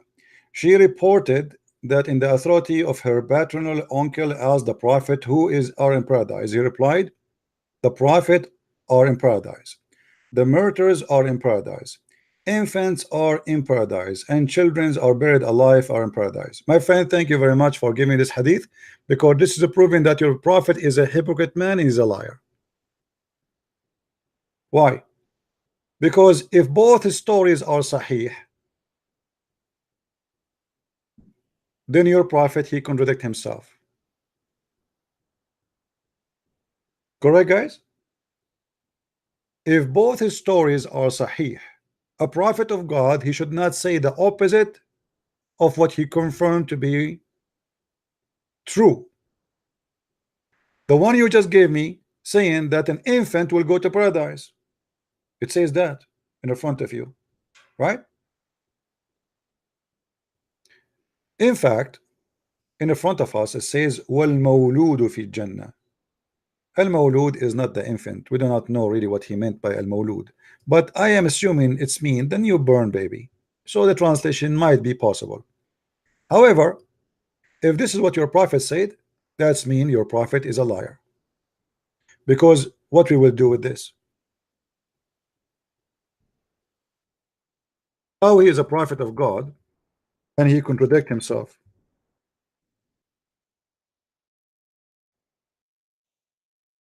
Look how many times here your prophet repeat the same story, that baby they will not go to heaven.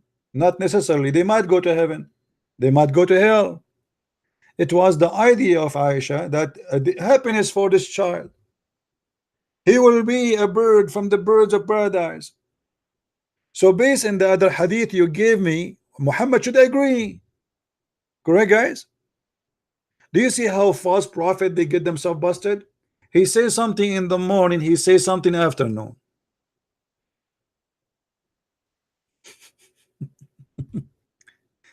They cannot be both true.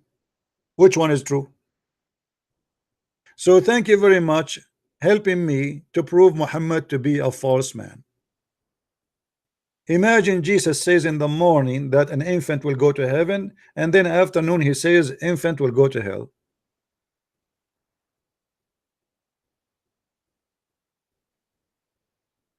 Are you there, Mr. Zuhri? Or you Zuhra? I don't know. This is your name as a girl. I don't know.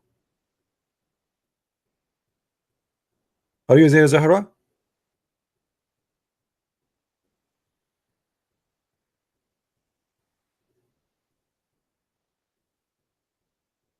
So which one of them now? What we will do? Who is the liar here? Muhammad the one, Muhammad the second?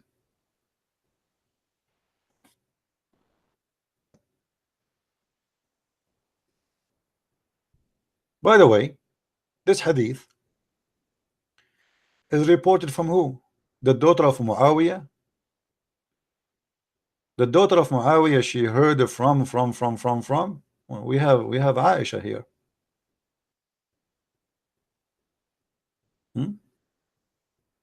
Send you the hadith I quote. Which one? All of them. There's tons of them. There's tons of them. Which one? Here we go. I will post it in the text. One after one. The hadith you gave me is a shish kebab hadith. Even though it says sahih. But if it is sahih, that's mean Muhammad is a liar again. Look how many of them. There is a contradiction. Clear contradiction. All of those are sahih. All of them are sahih. Not a single one is not sahih. So what we will do? False prophet, he cannot remember what he said. This is why Muhammad, he made this verse in the Quran. If you remember, Muhammad, he says,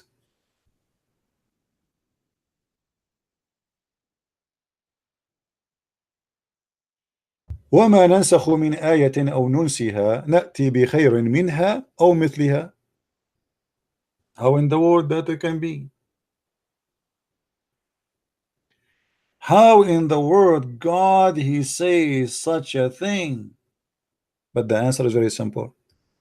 Muhammad, he cannot recite the same verse twice correctly.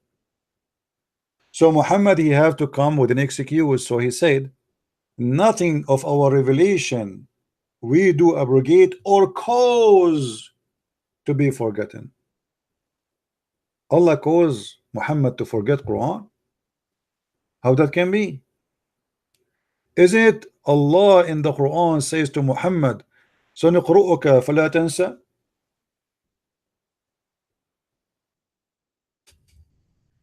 We will recite the Quran for you and you will never forget? How we will recite the Quran for you and you will not forget, and we will make you forget? Which one of them is true?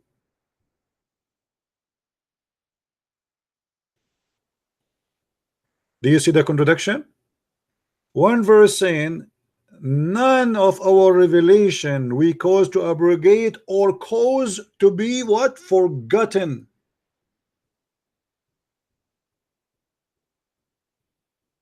Who is the one will forget the Quran? Muhammad.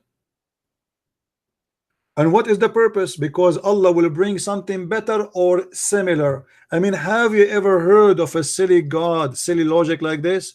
So imagine I say to you, hummus shish kebab hummus, and I make you forget.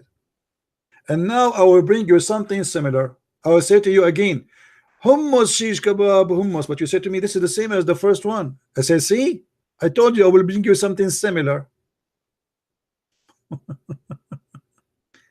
Notice here he said similar. It's not going to be exactly the same. Why? Because he cannot recite the verse twice correctly. So the excuse here, yes, Allah, he made me recite it similar way because he caused me to forget the first one and he gave me something similar.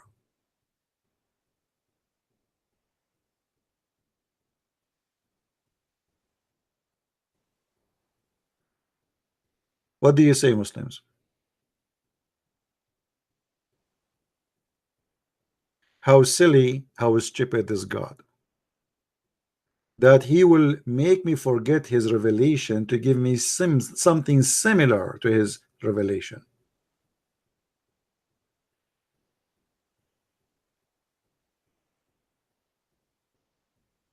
Have you ever heard of something more silly than this?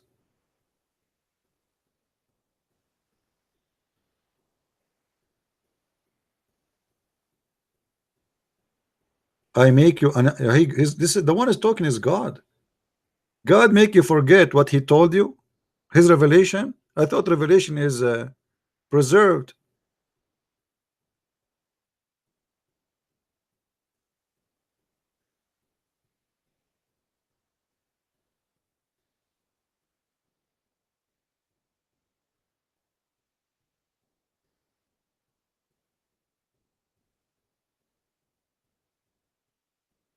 Do we have any Muslim?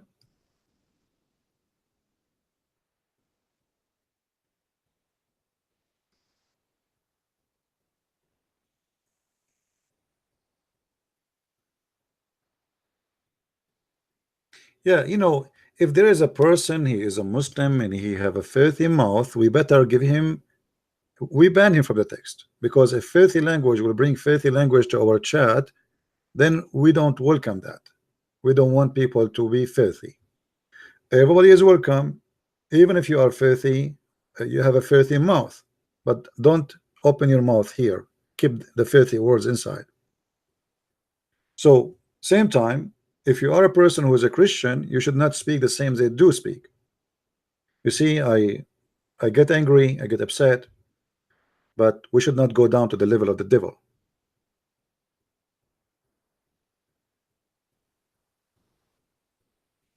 And we don't hate the Muslims, and we should not ever hate them.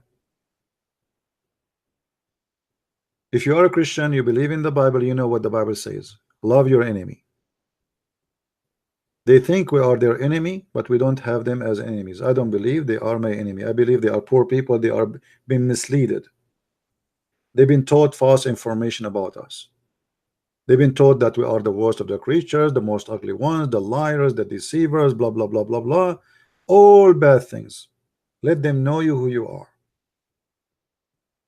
Present the truth. If you act in a way which is not a Christian way, that will make them believe that the Quran say something truthful about us.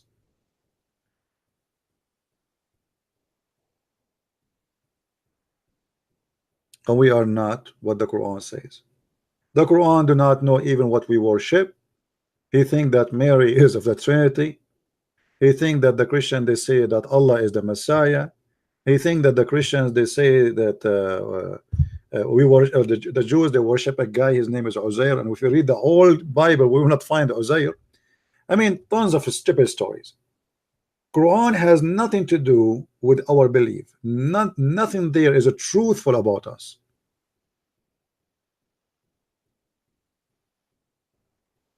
And we are here to correct them, not, you know, it might be some people they might think that I'm insulting. I'm not insulting. I find it funny, stupid. What I can do?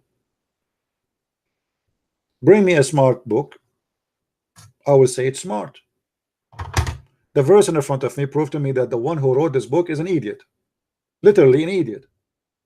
How I am God and I send you a verse and then I say to you I will cause you to forget it to make you something, give you something better or similar. How Allah can make Quran better than the Quran? I mean, isn't this idea alone is officially stupid? Imagine we have God, he write a verse, he delete a verse to give you a better verse than this verse. How it can be better? How the word of God can be better than the word of God? I think Allah is going to use a software, it's called the Grammarly, what it's called, to check the grammar mistakes in the Quran. Is that the case? What do you mean you are going to give us something better? And what do you mean, and to get more silly when he says something similar?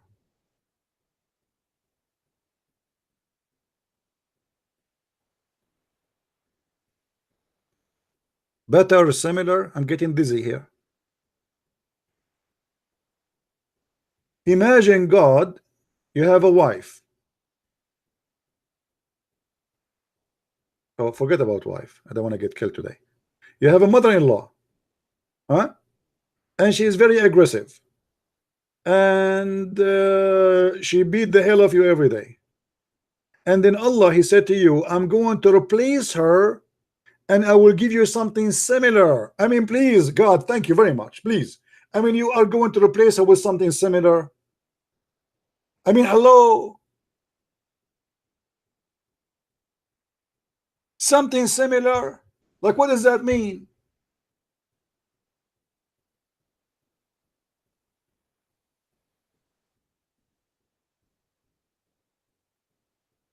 How silly.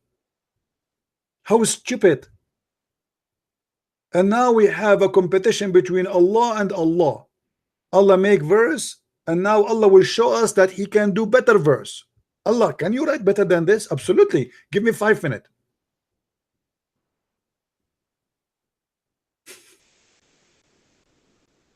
This yes, the last verses in the Fatiha refer to the Christians and the Jews. غير المغضوب عليهم ولا الضالين. المغضوب عليهم is the Jews. Sorry, the Jews, and الضالين is the Christians, the lost, the misguided. So according to Islam, the Jews are the cursed one, and the Christians are the misguided. All right. Now, according to Quran, and this is another silly stuff, according to Quran, we are misguided because of Allah. I mean, have you ever heard of a stupid religion more than this? You see, if I want to talk about everything silly in Islam, I will spend the rest of my life speaking about how silly it is. Right?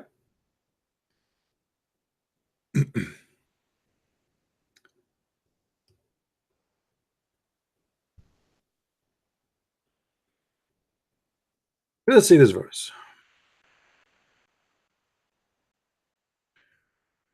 Allah in the Quran says that Allah, the one who He misguide or He deceive, nobody can guide him. The one who He deceive, nobody can guide him. Chapter 4, verse number 88. As an example, there's many of them.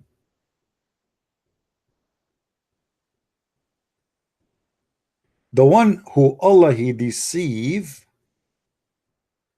nobody can guide. And look at the false Muslim translation. They say here, who ye guide those whom Allah has thrown out of the way. What way? Is it a highway?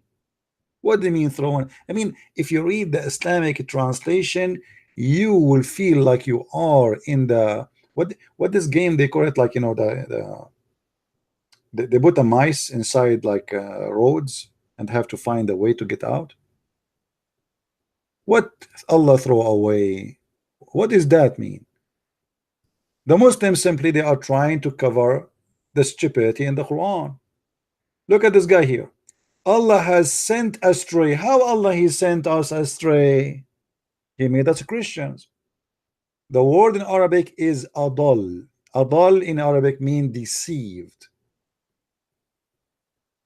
Are you going to guide the one who Allah deceived? No, you cannot, because the one who Allah deceived, no one can guide him. So based in Islam, Allah He misguided us and deceived us, yet He will punish us because He deceived us. Have you ever heard of a silly God like this? And not only that, Allah He decreed to the Christians to be Christians. You remember we showed you in the hadith where it says that Allah He decreed for everyone what He will say. Do you remember the hadith between Adam and Moses? When Moses he said to Allah, to Adam, because of you we are kicked out of heaven. Adam he said to him, do you blame me for something Allah He decreed to me which I should do 40 years before my creation? And this is Sahih. So if Adam, let us say for the sake of argument, Adam he commits sin, and let us say Christianity is a sin, let us measure between the two stories. Adam commits sin and the Muslim don't dare to say no, he did not. Okay. Christians, according to Muslims, it is wrong, it is a big sin to believe in Jesus as God. Okay. Now, based on this, if we cannot blame Adam for the sin he did, because Allah He decreed what he should do 40 years before his creation. How silly, how stupid Islam is. Allah He decreed to Adam to eat from the tree, and then He kicked him out for what He decreed for him. This is, let us present to you Allah the deceiver. He deceived Adam. Do you remember, guys? Anyone have the video? If somebody remember the video, if you can give it to me so we can play a little bit a part of it. When a Muslim, he called me and he says, yes, Allah, he deceived Adam because Allah wanted to be known. Do you remember? So he chose Adam to be a victim. Who remember the guy who called me? He said that, the Muslim.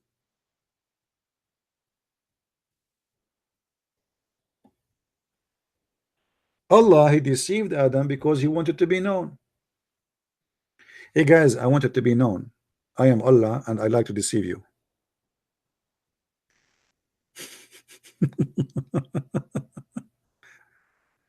How silly this God is.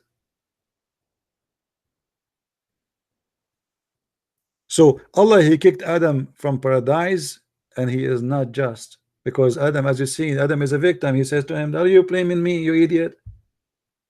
And by the way, here you look like Musa, the Muslim. They say to us, Musa is a Muslim. But if you look at Musa's question here, Musa obviously is a Christian, because Musa believes in the original sin. What original sin? Original sin is a very simple idea, that we are out of paradise because our father Adam, he commits sin. Obviously, Moses, he shared the same belief with the Christians, and proven Muhammad again to be a false prophet because he claimed that Moses was a Muslim. And this debate happened after Moses died. So Moses died as a person who believed in the original sin. Do you see it?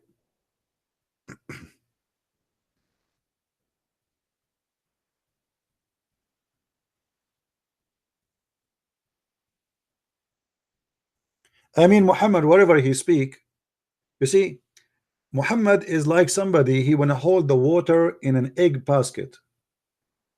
This is how silly he is.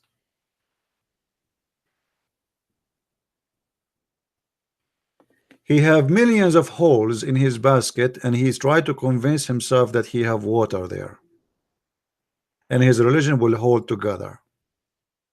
But this basket will not show how silly he is until you put water in it.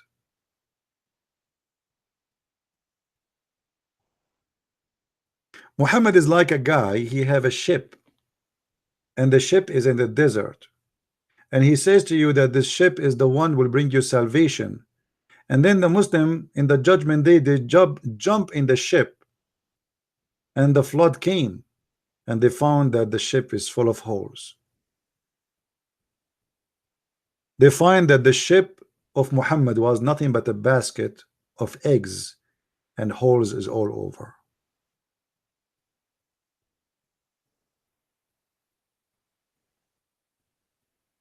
And look at the Muslims. Who can bring us to a conclusion that we are wrong? Who is the Muslim can show us that we are not sharing something truthful?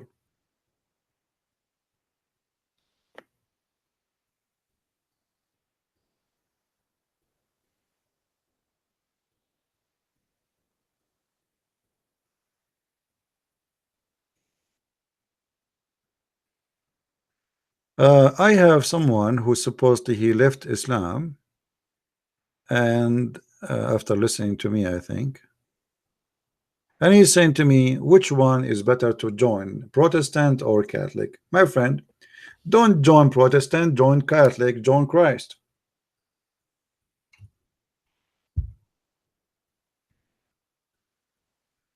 Don't believe in a priest, believe in the Messiah, my friend.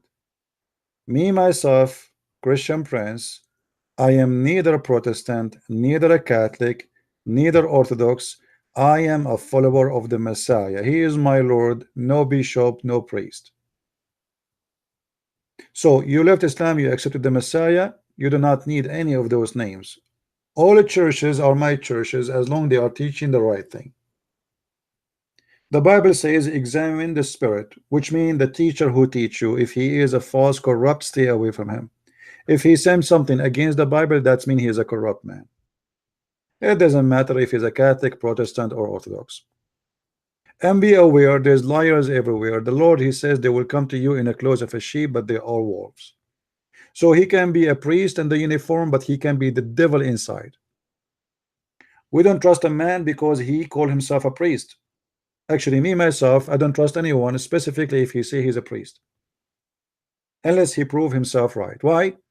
Because there's many who they are satanic people. They go inside the church in order to hurt the church. It's a mission. How I can hurt from outside the house? I cannot. I should go inside the house. Bacterias. And this is why Jesus says, not everyone says to me, Lord, Lord, will enter the kingdom of my Father, but the one who do his will. So follow the one who do his will and avoid the one who do not do his will.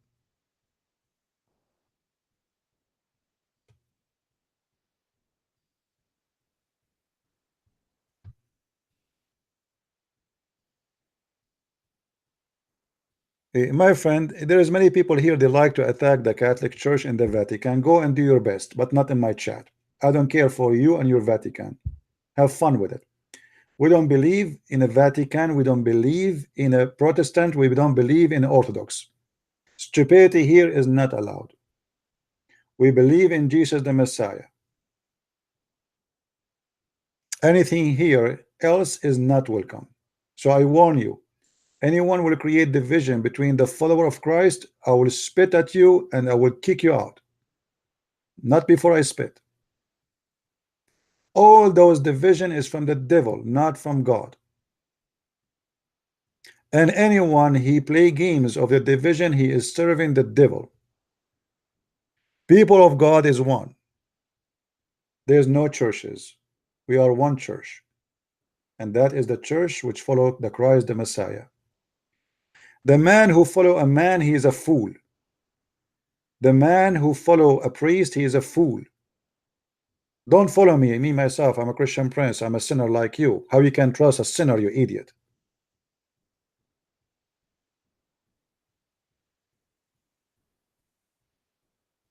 If your best example is a sinner, it's mean you're a fool.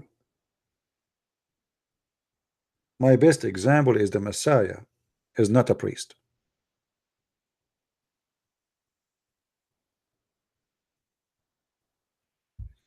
But I know many people, they like conspiracy. I mean, do you know the word gossip? There's someone, there's some people, they say women, they like gossip, but there's men, they live for gossip.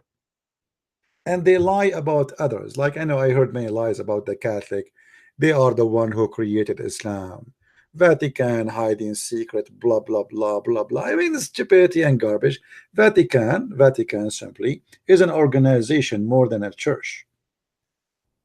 Big organization. And corruption is existing all around the earth. Whatever human being he goes, corruption go with him. Have nothing to do with Catholic, Protestant, Orthodox, Muslims, Christians, Jews, Hindus. Human being is corrupt. So you are a fool when you point your finger at someone, says, they are hiding secret. You are yourself hiding secret too. You claim to be holy, but you are a sinner. You point your finger at them that they are hiding, but you are hiding too. And what I notice, that those who do a lot of sin is the one who point their finger at others to avoid people seeing them. It's like when I make a scandal about someone else, so I will disappear in the crowd, so no people will not see my scandal. Do you understand what I'm saying, guys? It is satanic strategy. Let us point at the finger. This is what Jesus said. Before you see, the little thing in the eye of your brother, go and get the wood in your eye. Hey, the awesome dude. Listen, awesome dude. I have no time for a stupid talk. Either you call me or call your daddy. Take a hike. I have patience for you for the last hour. You're calling me names. But obviously you are here just to call names. You did not say anything except you are a liar. Well, nice to meet you. I am a liar because I did not say that you will go to heaven and your penis will be endless.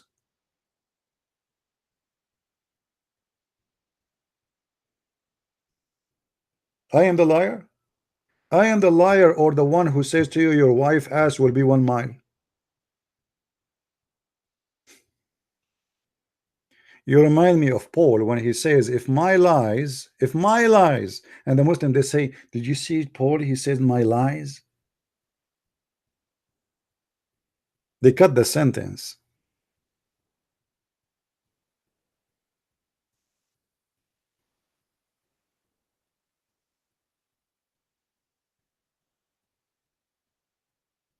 Do we have any Abdul want to say something? By the way, I'm not against that my wife in heaven here, she will be 1 mile ass. And I will tell you the benefit of this. I'm thinking to open a manure company. If we have at least 70 wives, 72, each one of them, her ass is 1 mile. If they do poo-poo once a day at least, and everyone provide at least a mile of manure, that's mean I will be able to have tens of thousands of tons of manure, and I will become rich from selling shit. And this will be a shitty business, or let us say it's a hell of a shitty idea.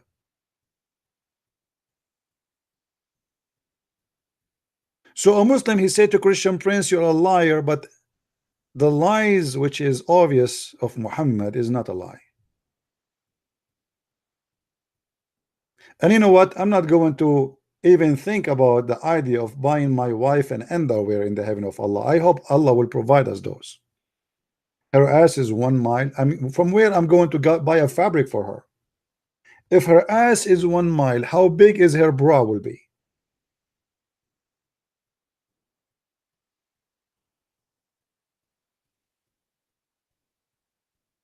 And you know what? I was thinking once to do a program of hiking in the top of one of those women asses, because Allah, he spent 1,000 years to smooth the skin of the women there, so it's going to be very smooth.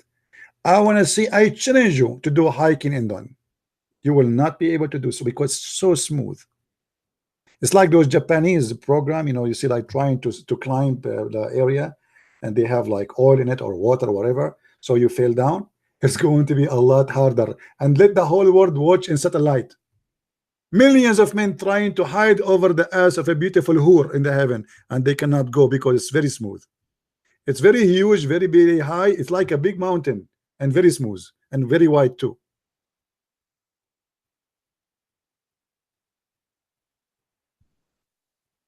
And you are talking about lies. You believe in this?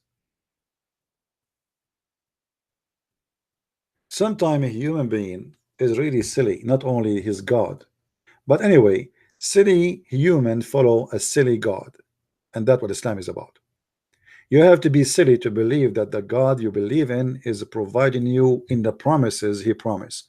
The promises of God is in clear evidence of who is he.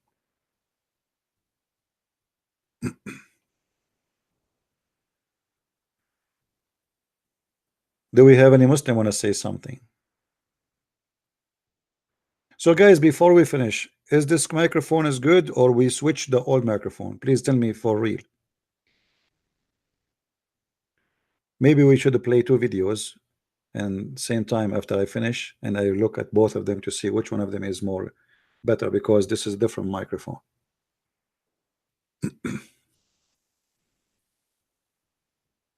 Is good.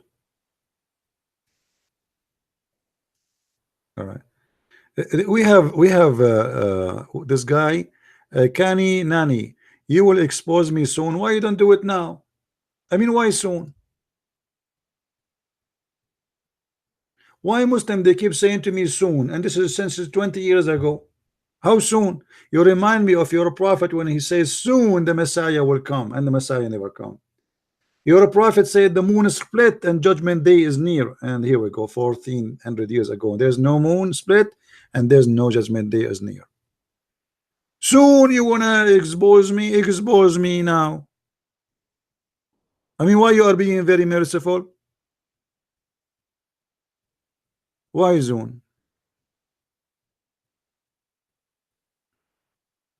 Huh? I think he is using soon. He mean inshallah, And as long you are saying inshallah, it's mean will never happen. Right? Anyway, guys, soon, inshallah, the Muslims will debate me. Inshallah, soon. Inshallah. Yeah. After all the Muslims leave Islam. Do you know how many Muslims left this week just from Indonesia because of my videos? You will not believe it. I mean, I am receiving messages like rain from Indonesia. Me, myself, I could not even believe, because as I know, Indonesians don't speak English, most of them. But look what happened. There's very nice Christians who they are downloading my videos, adding translation to the videos. And people like most of people who they speak maybe little English. I mean, like I receive messages. It's kind, you can tell the one who is speaking his English is really like basic, but yet they are leaving Islam left and right because of those Christians who they are translating the videos into the language of the Indonesian. They are doing a great job. Actually, if you take a video of mine, you translate it to Indonesian, after 2 hours you will find it have like 10,000 view. There's videos have like 100,000, 200,000. So Indonesians are thirsty to know the truth about the cult of Islam, and they are leaving Islam left and right, and I'm very happy for them. Very happy for them. And this will happen around the earth. This internet is a disaster for Allah. It's a big disaster. The Muslims, they use the internet for their propaganda too, trying to fool many Christians, and they were able to fool some, but it doesn't work for long. And actually, even those who converted to Islam later, they will become an enemy to Islam when they discover that they've been scammed and lied to. The same as we saw with the guy, he called himself a brother Ishmael, who was a Muslim for more than 16 years.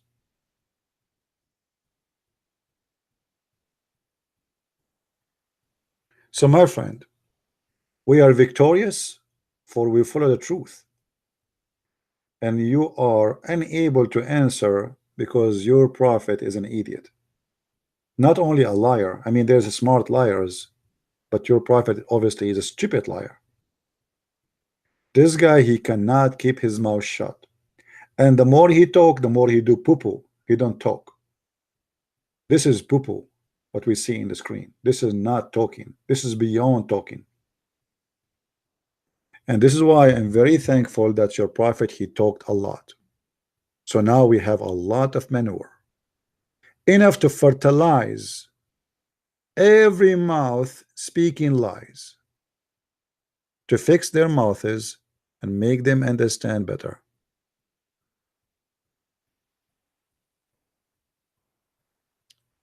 Before we go, do we have any Muslim would like to call us? Last call. Mayday, Mayday. Last call. Any Abdul? Mayday, Mayday. No Abdul.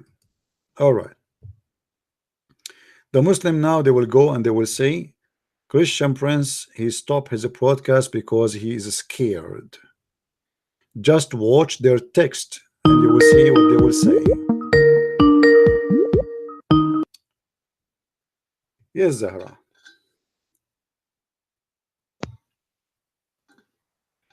Hello? Hello, can you hear me? Yes, Zahra, how are you? I'm good. How are you? Can you speak louder, please? Yes, is this better?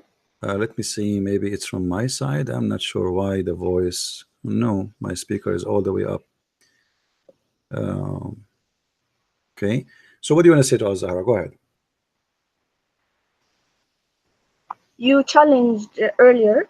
You had a challenge for us Muslims, right? Okay. If it choose like a chapter, could you go to chapter 109? 109. All right. Are you sure? Yes, it's very short chapter. If you don't mind, like No problem. just going through the. Okay, but this is your choice, right? You will not regret. I won't. Okay, guys, Inshallah. this is her choice. She will not regret. actually I say, and don't be offended. We made a challenge. You call me because of this challenge, correct? Don't cry, not like last time. You promised me you want to cry. I didn't cry last night. Last time I was emotional because I was reading the pact. Okay, come and on.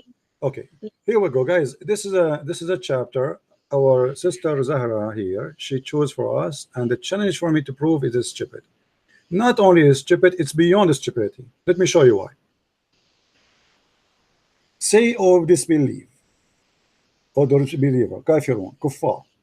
I worship not which you worship, nor you worship which I worship, and I shall not worship that you worship, nor you worship that I worship. Into you your religion, into me mine. Let me show this you is how. From the Creator. This is a message to humanity from the Creator. Okay, but this is stupid. You will not be able to change another person's belief. My friend, and I saw in your chat many people are praying to become a Christian. Are you going to cry? I never become a Christian, just like many don't want to become a Muslim. Are you going to cry? I am very happy with my religion.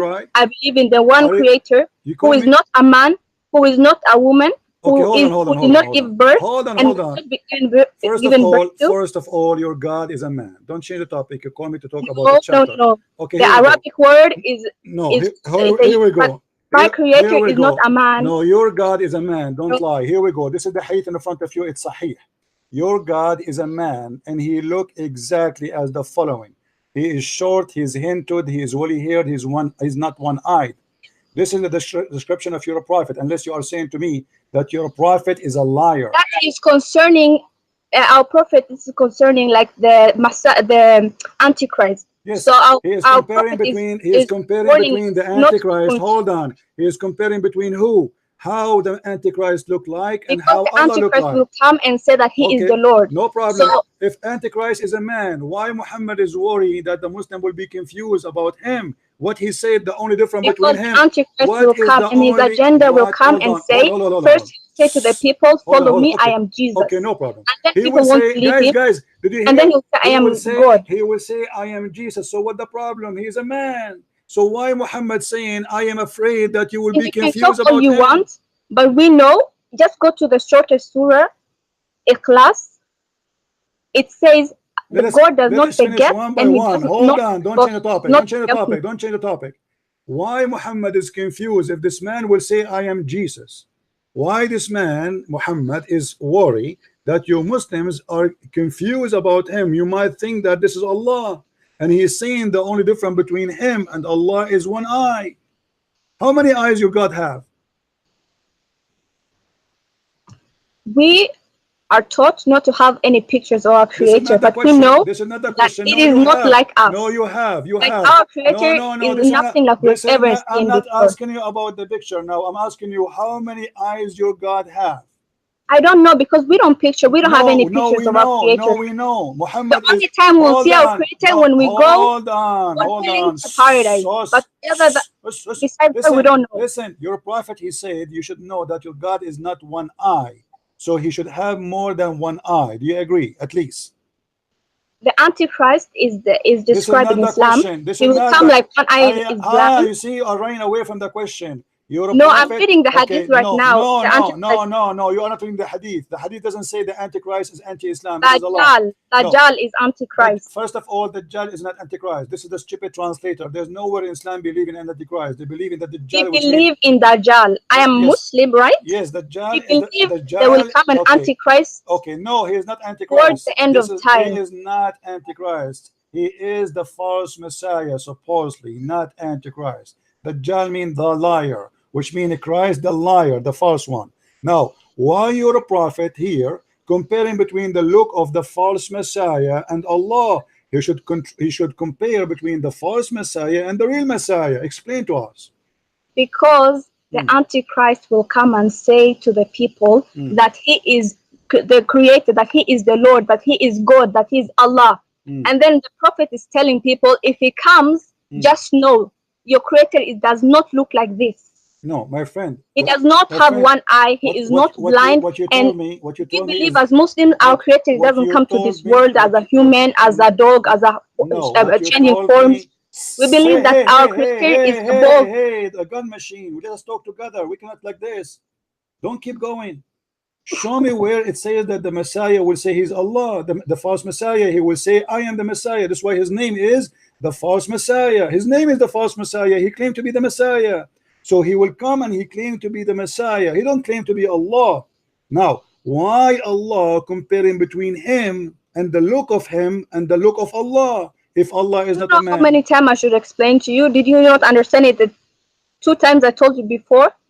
When? Muhammad sallallahu alaihi wasallam, peace be upon him, is telling us that the Antichrist Dajjal will come, and then he will tell people that he is the creator, that we should follow him, like he is our Lord, we should follow him. Can you show but me, he's fake, he's not real. Can you show me the reference that he will say that he is the creator? And even if he says that, what does have to do with the look of the eye of this man and the look of Allah? Because we know that the Antichrist is blind in one eye. Okay, and Allah is not blind in one eye. Our creator, we don't know how our creator looks, but we know that he's above that. Listen, our creator is above any like you can compare everything, but we cannot never compare our creator. We don't have any pictures. He's not white, he's not black, we don't know what he is. You have a picture. Hold on, because the Arabic word for it's a little bit different. You are like a gun machine. You are crazy. You have mental issue. You cannot stop talking. Listen to yourself. Listen. How he don't have a picture, but your prophet is comparing between him and Allah. He did not compare between him and the Messiah. Let us say this guy, he says he is God. Why he is saying you should know that your God is not one eye? The what prophet, have to do? Peace be upon him, this man, is not. Listen. This man, he Can will I come. finish? This man, no. This man will come as a man, or he will come in the look of a God. Can I finish my sentence? I know. I want to answer. This man will come in the look of a man, or he have a different look. What is his look? Is it his look? The Antichrist. He is not comparing. He's not comparing God to Antichrist. He's comparing like Antichrist is trying. Let me show everybody how you Muslims run away. The look of the Antichrist. Do he look as a man, or he look like an elephant, or look like God? What he look like? It's coming like a man. Okay, it's coming like a man. Guys, did you hear this? As a human being, but it's not God. Okay, hold on. So why Muhammad is worried that you are confused about him, and he is saying that Allah is not one-eyed? If the man, he looked like a man anyway, how you will think that this is Allah? I mean, how stupid the statement is, unless Allah is a man too. And now we might be confused about the look of this man and this man. So if the man is coming as a man, what the problem? Why the Muslim will think he is Allah?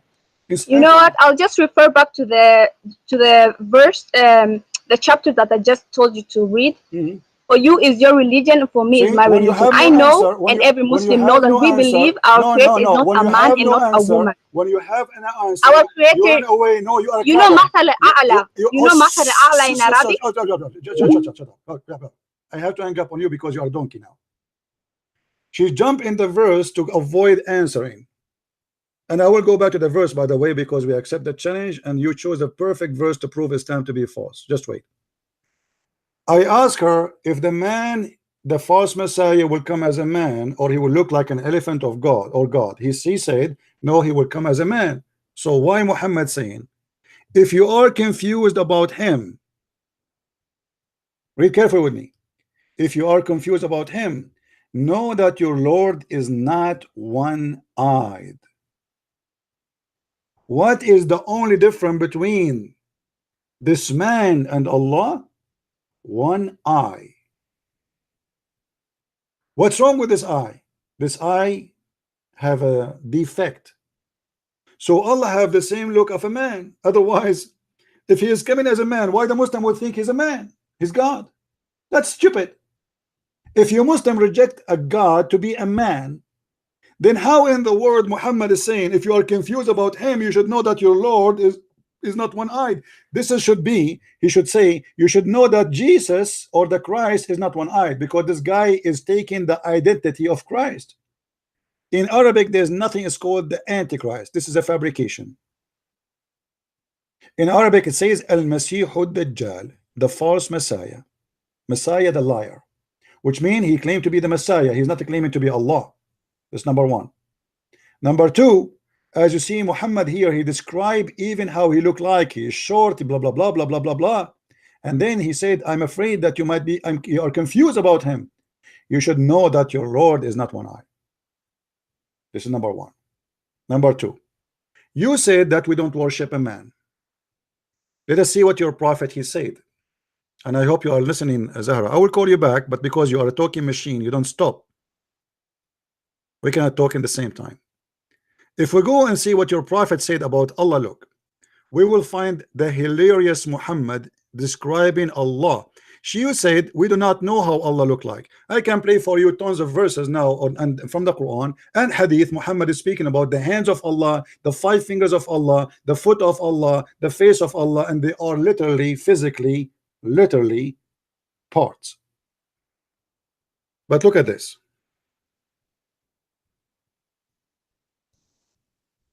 Muhammad said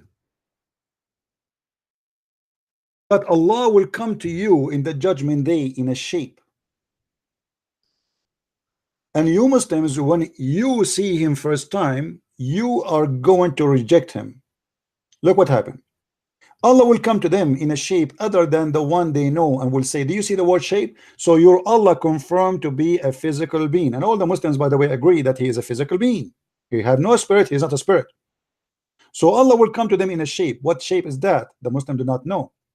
And he will say, I am your Lord. The Muslims will say, we seek refuge with Allah from you, which means the Muslim, they consider Allah a devil because he changed his shape.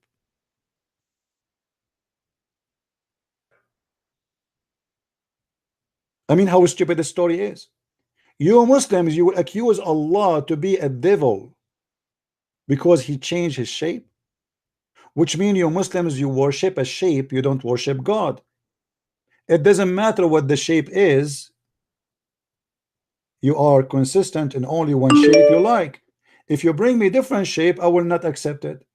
Even if Allah himself, he is the one who's coming to you, just he changed his shape, now you don't like him, you refuse him and you say to him, we seek refuge from you by Allah, which means you are the devil, because the Quran says, and each time the shaitan he whispers into you or he whisper into you, you seek refuge by Allah. This is a statement only used when you hear the voice of the devil. And then they will say to you, we will not follow you till our Lord comes to us. And then when the Lord come to us, we will recognize him. Allah then will come to them in a shape they knew, and they will say, I am your Lord. They will say, no doubt you are our Lord, and they will follow him. Now, is this about seeing a physical being? Yes. Read the verse, hadith from the beginning. People, they ask, Muhammad says, shall we see Allah, our Lord, in the day of resurrection? He said, yes. And he explained how easy it's going to be seen. And then he described that Allah have many shape. So now what we learn from this, that Allah have shape number 1, shape number 2. And this is against what Muslims, they always try to convince us that Allah is one. Because now what happened to shape number 1? Unless you are believing that Allah is a transformer, the same as we see in the movies. Shape number 1, shape number 2. When Allah became shape number 2, what happened to shape number 1? He put it in the closet. And what it does mean that Allah, he had a shape. That's mean he is a physical being, he is existing in space. Because he is not a spirit, as all Muslims believe. And as long he is exist inside the space, that means he is contained. And that's against what Islam teach, that Allah is above all things, nothing compared to Allah. But here we go, he is a shape inside. The second you say he's a shape, he's a shape. A mosquito have a shape, a cup have a shape, a ball have a shape, a house have a shape. Allah has a shape. Now, if we go and ask the Muslim scholars, and there's tons of videos made by Muslims, including Zakir Naik. Zakir Naik, he says Allah has a body, but how his body look like, we do not know. Thank you very much. So you are lying to us. You say to us, oh, this is not about describing Allah. No, it is about describing Allah. And Muhammad is telling you how you can recognize Allah. He is a man, and the only difference between him and this man is one-eyed. And we can see how many verses Muhammad he described Allah as a physical being, the Quran and the Hadith. Have you ever heard of a God he have a foot and it is a physical foot? You can go right now, search in Google, search in YouTube. Allah has a hand, Allah have a foot, Allah have a face, Allah have an eyes, Allah have 5 fingers. YouTube is full of videos made by Muslims. Yet when they speak to us, they deny them. Read with me what Muhammad said. The Prophet said, the people will be thrown into the hellfire, and it will say, are there any more to come? Till Allah puts his foot over it, and it will say, Qati, Qati, enough, enough. You can go right now and search in YouTube for the video made by sheikhs about Allah have a foot, and they explain and they say, yes, this is a literally foot, a real foot. Allah have 5 fingers, Allah have 2 hands. And by the way, the hands of Allah is both in the right side, which is very funny, God.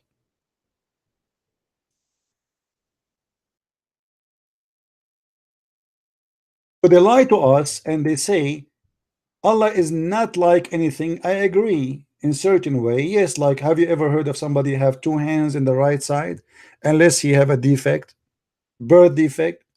And both of the hands of Allah are right hands. How stupid that statement is. So Allah have 5 fingers, Allah have 2 hands, Allah have face, Allah have 2 eyes. Allah is a human being. Allah is a physical being, but he is not a spiritual, which means he have no spirit. A human being, he have a spirit. Your God, Allah, is a statues. Now, we go back to the verse you challenged me to prove to you Islam is the most silly, stupid religion. And I will call you back. But because you are a person who don't stop talking, you are just a kid who have no idea what to say.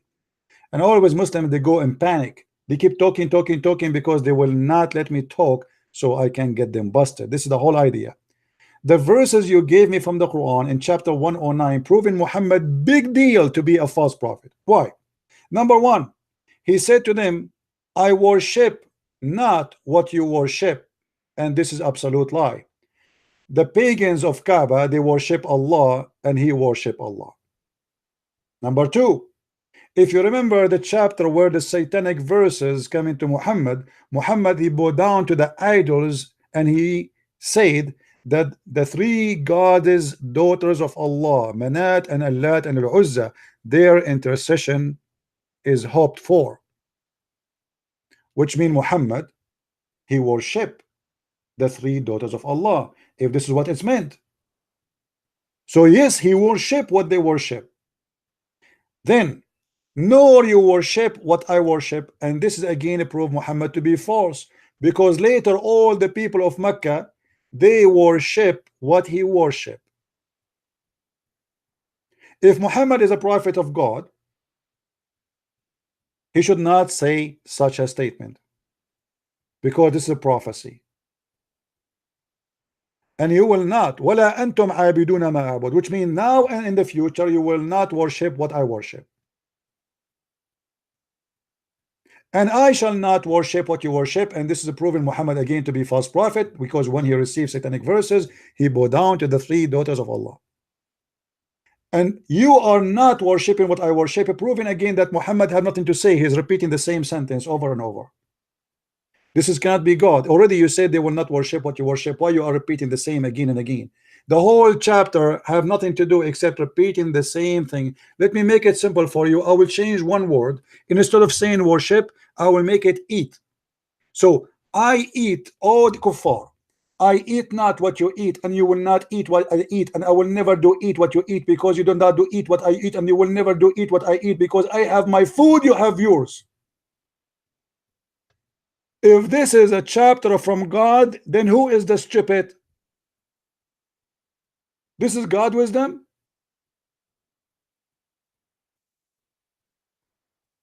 And this is why when we ask her, is the Messiah is a human being or the false Messiah?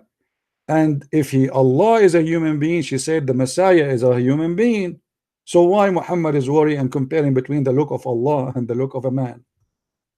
We do not need to know how. You do not need to compare between Allah and the man, because he's a man anyway. Why would we be confused about him to be God or not? I mean, you see how stupid this idea is? If Allah is not a man, why you are saying to me, be careful? Allah don't have one eye. Well, isn't it enough to know that he is a man anyway? And we Muslims, we should not worship a man. And by the way, we don't worship a man. You are a liar. Our Lord, he became a man, not the man became a Lord. It is you who worship a man. His name is Muhammad and Allah is a lie. This is a verses made by Muhammad, proving him to be a stupid silly again.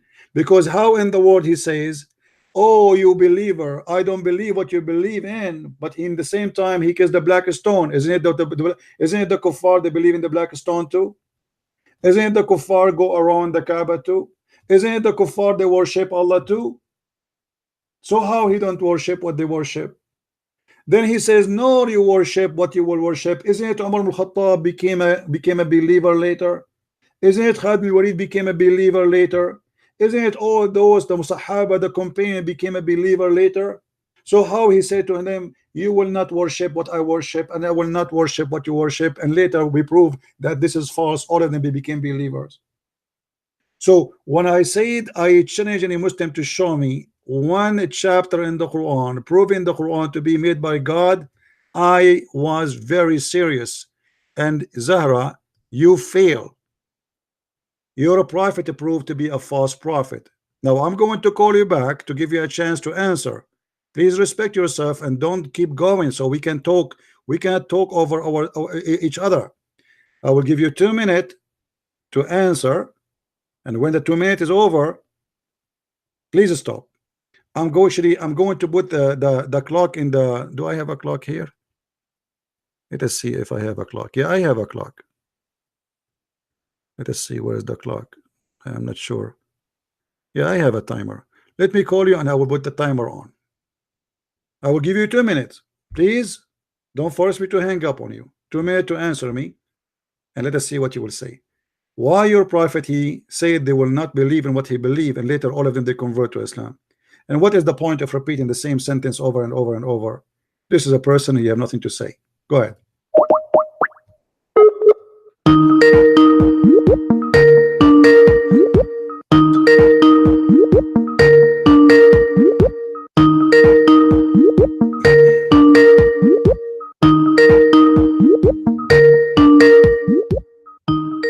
Answer. She did not answer. All right. So do you see, guys, how they prove to us Islam to be false again by themselves? This is a verse, this is a chapter will prove to us that as God is talking, God will say, I believe not in what you believe, and you will not believe in what I believe, and I will not believe in what you believe, and you will not believe in what I believe, and you will not believe in what I believe, and believe, and to your religion to have mine. What is that? What is the wisdom in that? What I learned from this amazing chapter of Allah, if this guy is Allah, what he just told me, nothing. If he is making a prophecy that the enemy of Muhammad will not believe in Islam, well, all of them later they believe in Islam because he forced them to.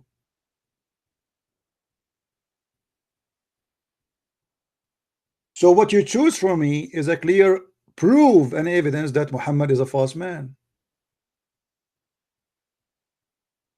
And by the way, additional proof of corruption in Quran, why you Muslims you add Bismillah ar-Rahman ar-Rahim in the top of the chapter if it's not there? This is addition. Fabrication. And Al-Kafirun is one of my favorite funny verses or chapters in the Quran. Imagine a waiter, he come to you in the restaurant and he said to you, how I can help you, sir? You say to him, you need to learn. You see this guy in front of me?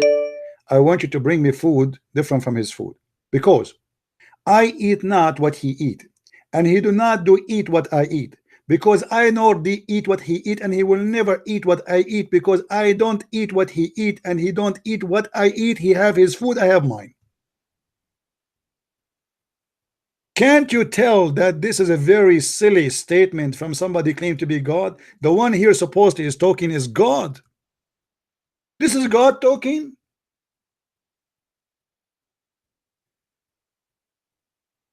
We got it.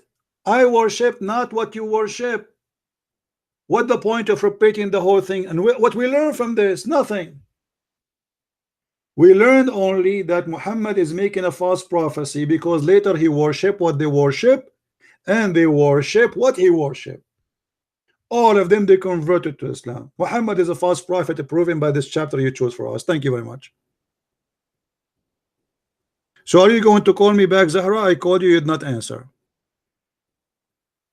So do you see, guys, the hadith about the Dajjal prove Muhammad to be himself the Dajjal. If Muhammad is worried that people, they might think that Dajjal is Allah, Muhammad is confirming. We have somebody trying to call. Okay, he's a Muslim.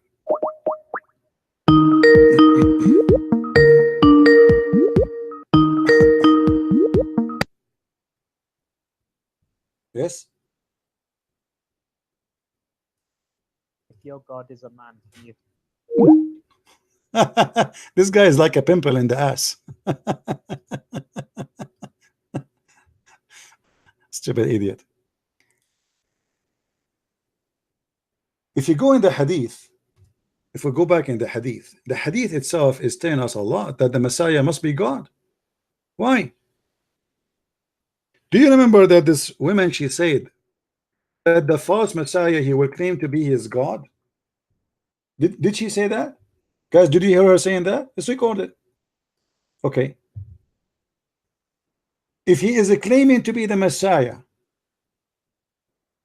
how that will make him God unless the Messiah is God? Are you getting my point, guys? She said that this person, he is the false Messiah. As I said here, Al-Masih al-Dajjal is not the Antichrist. This is a false translation. In Islam, there's nothing called Antichrist. Zero. Nothing. This is a lie. His name is Al-Masih al-Dajjal. Dajjal in Arabic mean liar. The Messiah mean, you know what Messiah. So the Messiah, the liar. Why he is called the liar? Because this is a fake Messiah. He claimed to be the Messiah. We heard her saying that the false Messiah will claim to be God, but the fact he's just claiming to be Messiah. By claiming to be the Messiah, you claim to be God. Thank you very much. You just proved to me that Muhammad in this point, he believed that the Messiah is God. And this is in the stage where Muhammad was trying to be hypocrite to the Christians. Muhammad, for a certain time, he was trying to be Christian. When the Christian reject him, he reject them. Before that, Muhammad was trying to be a Jew. When the Jews reject him, he reject them too, and he decided to kill them both. In this moment, Muhammad is saying to them, be careful, you should know that the Messiah is not one-eyed, your Lord. Because the comparison have to be, it should be between the false Messiah and the real Messiah. People, does that make sense? If somebody says to you there is a fake Christian prince and a really Christian prince, why you are putting Allah in the middle? Isn't it weird? What the look of Allah and the eye of Allah have to do with this guy? This guy is claiming to be the real Messiah. So we should warn them about how the real Messiah look like and how the fake Messiah look like. If Allah is not a man, to compare between them is stupid. In fact, this hadith was speaking about the Lord, the Messiah. The scam Muhammad at that moment, he was a Christian Nasara, a cult leader, trying to convince the Nasara, I am like you. And this is why he compared between the false Messiah and the real Messiah. Yes, Zahra. I will give you 2 minutes, Zahra. Do you hear me? No. I will give you 2 minutes. I will give you 3 minutes. Here we go. The count started. Go ahead. I don't need a You do not need that. Okay, what do you want? So go ahead. Regarding, like, you're talking about, like, why is it repeated? What? The verse, you said that the verse is repeated. Yeah. What the about reason it? is because as human beings, we learn by repetition. Oh. So the reason why I chose this verse, this chapter, was regarding like other faiths talking about Muslims, like maybe they should become Christians. And Wow. even you were bragging like you made Indonesians become Christians. So this chapter is related to the subject, because like our Creator says like that we should defend our religion. Why you should defend the religion? Can't he defend his religion?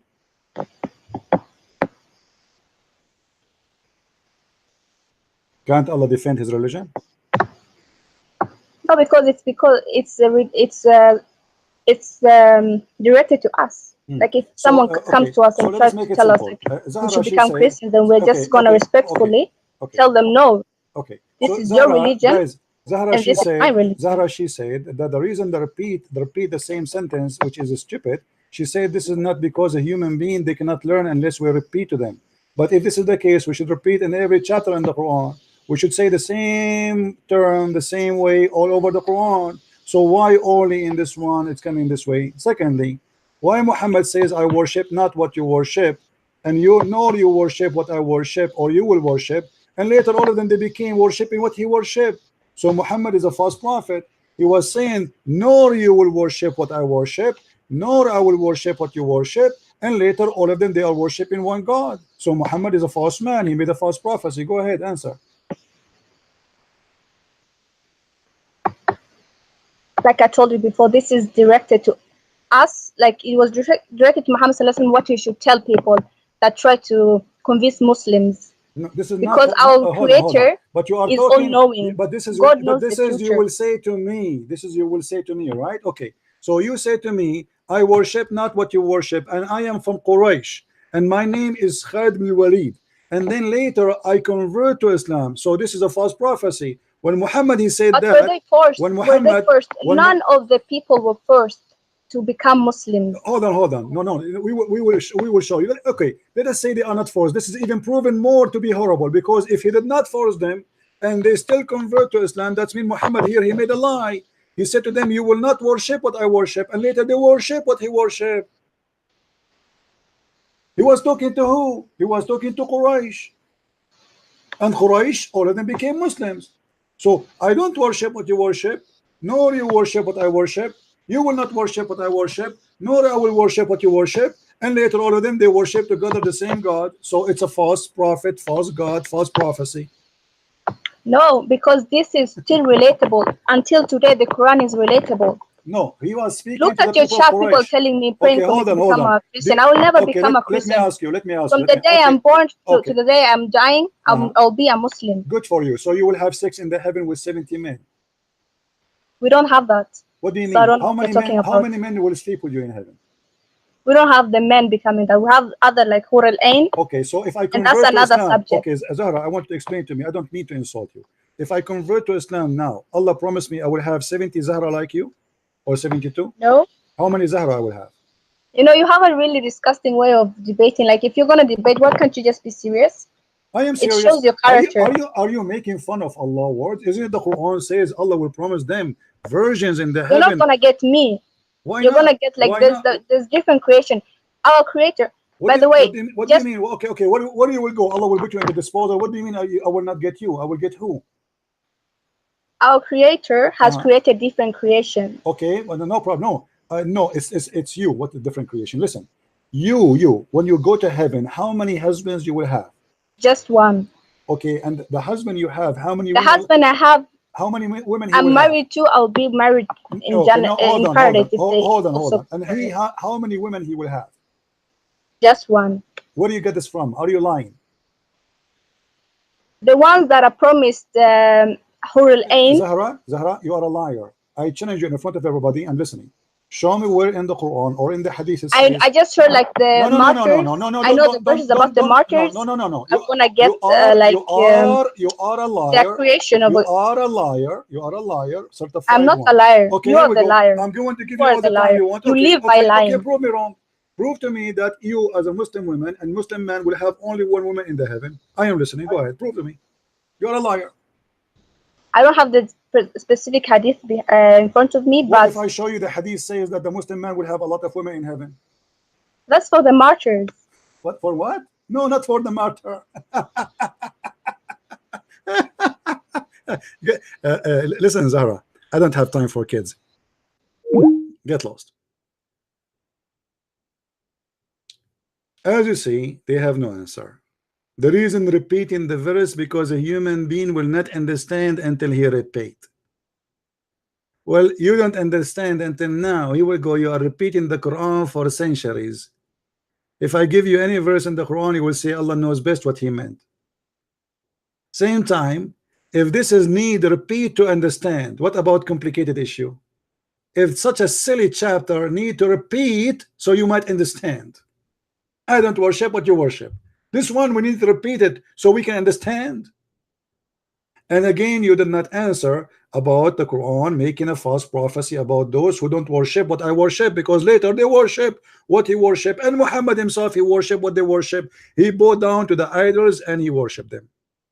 Now you said that a Muslim man, he will have one woman. You are a big fat liar, shame on you.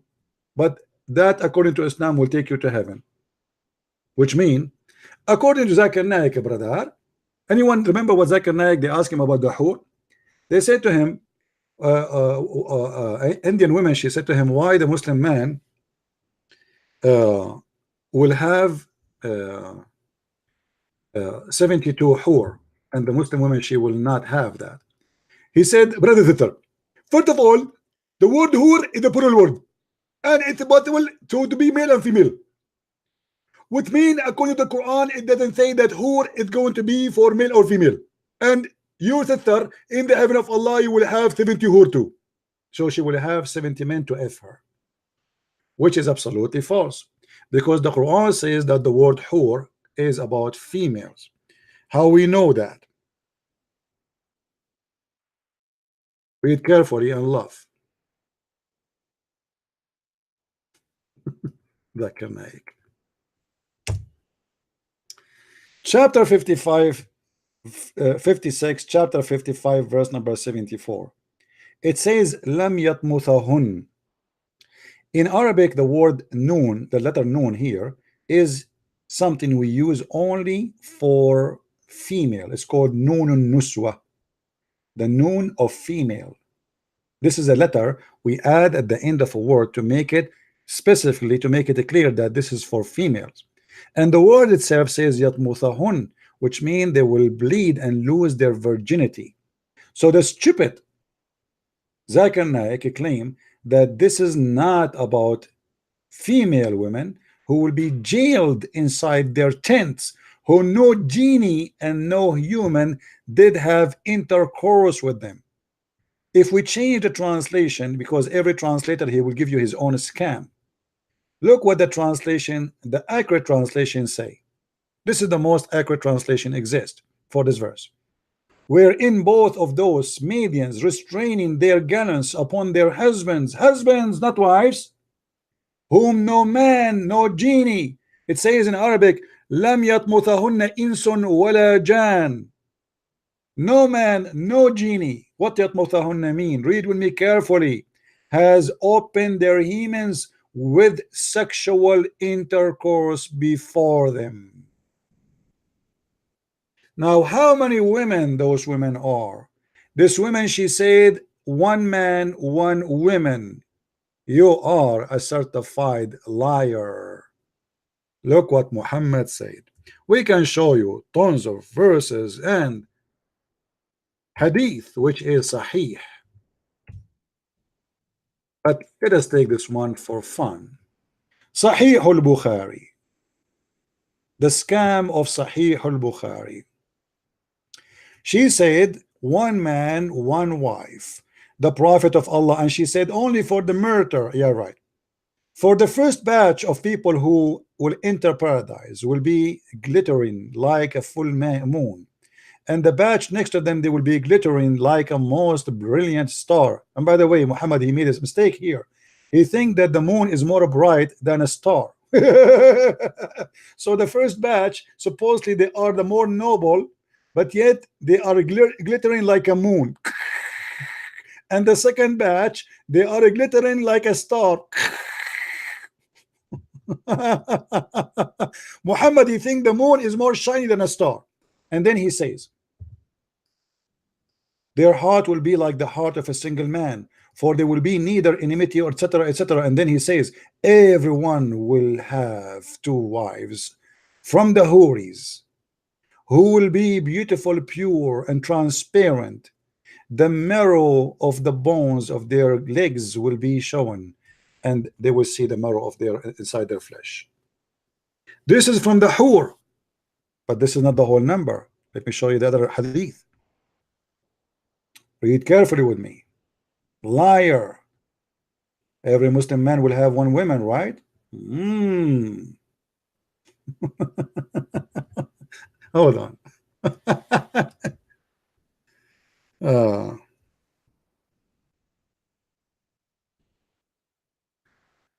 Oh boy. Here the Hur al-Ain, they will sing for you. Look at this hadith, by the way. The Prophet of Allah said, whenever a woman harms her husband in this world, that without any do right, his wife among the Houris, many of them says, you must not harm him. May Allah destroy you. He is only passing guest for you. He is my husband. Leave my husband alone.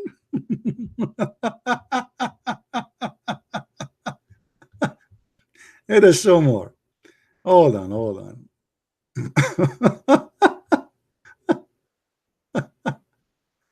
All right. Okay, hold on.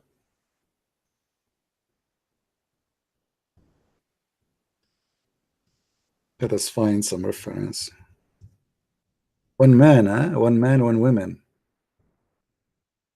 Muslims. I mean, can you find a Muslim is truthful, is honest? It doesn't matter. They are old, they are young, they are possessed.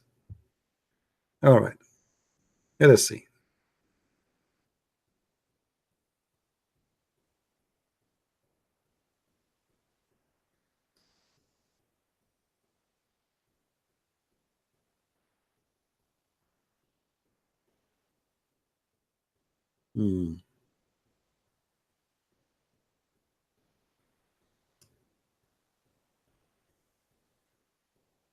Let us see if we can find this one in.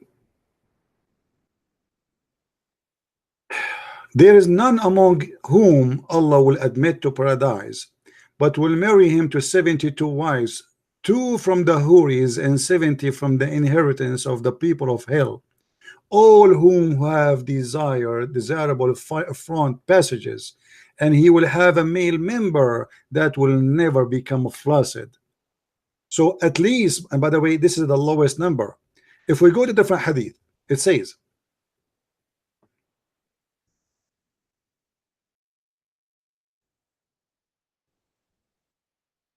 because the number change, depend who you are. But the lowest Muslim, he will get that. The lowest Muslim. We will make carefully. At least of the people of heaven. At least of the people of heaven. Who is the least? Which means the bad Muslim. He will have, read carefully with me. This is not me talking, this is your prophet. He will have 80,000 little boys, servants, and 72 wives. This is the lowest reward, not the highest. He shall have a tent of pearl and cardamom set up for him. Do you see it? Now you can read like the rest of the stupid story here. So when they say to you, in the heaven, brother, we will have 1 wife only, this is not true. We will have 70. You will have a lot more. And different hadith actually says 80,000. The heaven of Allah supposedly is 100 floor. Even the Quran says that in the heaven of Allah there will be fakihun, busy fakihun, doing busy stuff. What is the busy stuff? Let us see.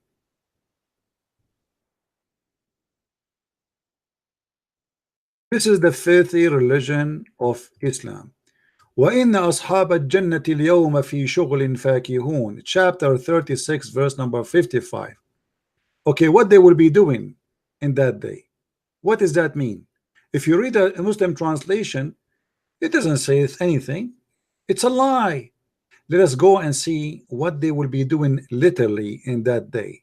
36:55.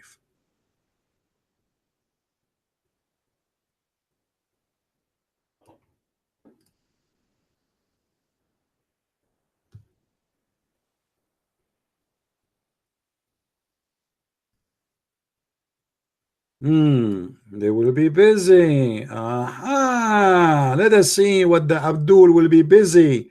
They will be deflowering Zahra. Do you see it, guys? What the Muslims are doing in the heaven of Allah, they are doing bang bang. In the Muslim translation for the Quran, they did not explain to us. They say they will be having fun, but the Quran speak about something else. They will be literally effing women, opening their private part, which never been used before, brand new. Deflowering virgins. And not only that, each time you sleep with the virgin, she become a virgin again. And if you don't believe me, we can show you the reference. You can go actually get my book Sex and Allah, and you can read it. I have tons. Oh, the whole book is about sexuality in Islam. So this is how the Muslim, they lie to us loud and open, and they don't have a shame. They think the funny is, like when this woman, she said that, you know, as an example, the reason Allah he repeated because a human being will not learn unless we repeat. I mean, this is the most stupid answer. We have a book and we do not need to repeat. And what the point of repeating? Repeating will teach us. It's the same sentence. If I did not understand the first sentence, how I can understand the second sentence? It's the same sentence anyway. So the answer is proving the stupidity of this cult. Number two, when they lie about the look of Allah, and all of them, they believe that Allah have a hand, Allah have a foot, Allah have a leg, Allah have a face, Allah have 5 fingers, Allah have toes, Allah have a nose, Allah have eyes. Yet they say we don't believe in a man. Another lie. When they say nothing like Allah, but Allah he says he have fingers and he have hands. How he use hands and fingers if he is nothing like him? Hands and fingers is like hands. Fingers is like fingers. Foot is like foot. When Allah he used that words for himself, and the Muslim scholars agree that yes, Allah has hands. Why Muslims they lie? You can go right now and I can search in front of you in YouTube. Let us do that. You will find tons of videos.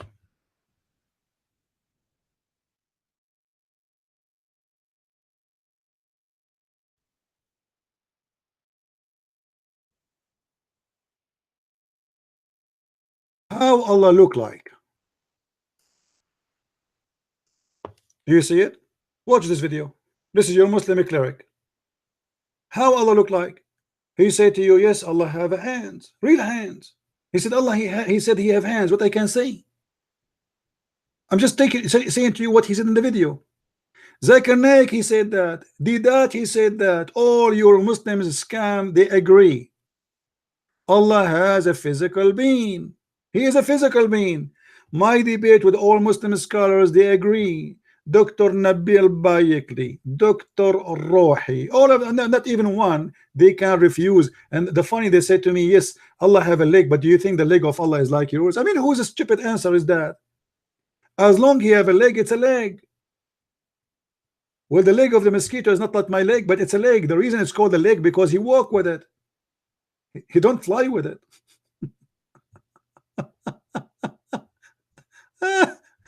Allah has hands. Allah has hands, my friend. So how the look of how Allah's hands look like? He have 5 fingers. By the way, I found that the Muslims are flagging the videos of those guys who they are saying Allah have fingers. You remember? They flagged them. You believe it? Allah has hands, mouth, heels, fingers, shin, even shape. Do you see it? And the video is under the deen of Islam, and this is your sheikh is explaining. Allah has what? Allah has hands, mouth, heels, fingers, shin, even shape. And Allah is not a man. Who cares if he's a man or not?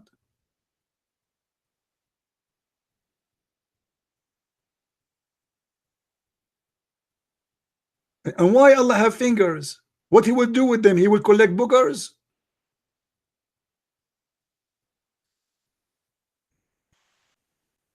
Allah has a foot.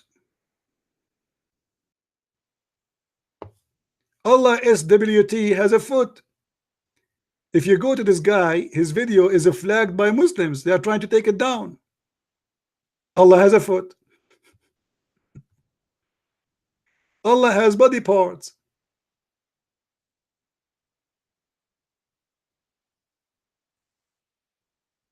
They are very confused cult. They think their God is different, but the fact their God is just a shape. He is obviously, he is a physical being. Whatever he is, he's a lie. He doesn't exist. He have no spirit, but he have a body. Okay, that means he's dead, because the spirit simply means the power of life. If you don't have a spirit within you, it's mean you are a dead body.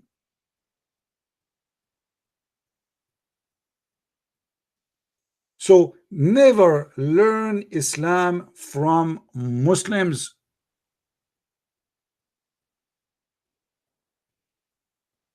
They are certified in lying. They have no shame to lie. We just heard this woman saying that the Muslim women and Muslim men only will be having one man, one woman.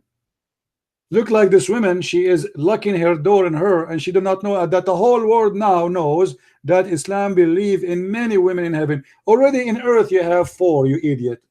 In heaven you will have 1. You're a prophet in earth, he have 13 wives.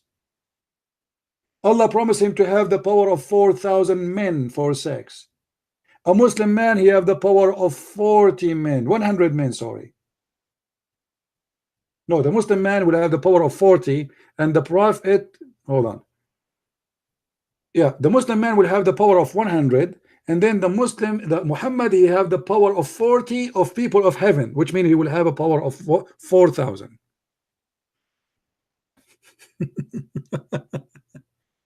Anyway, thank you, Zahra, for calling. You just help us to expose your prophet. And you will notice always how fast they talk, so they will not give you a chance to get them busted.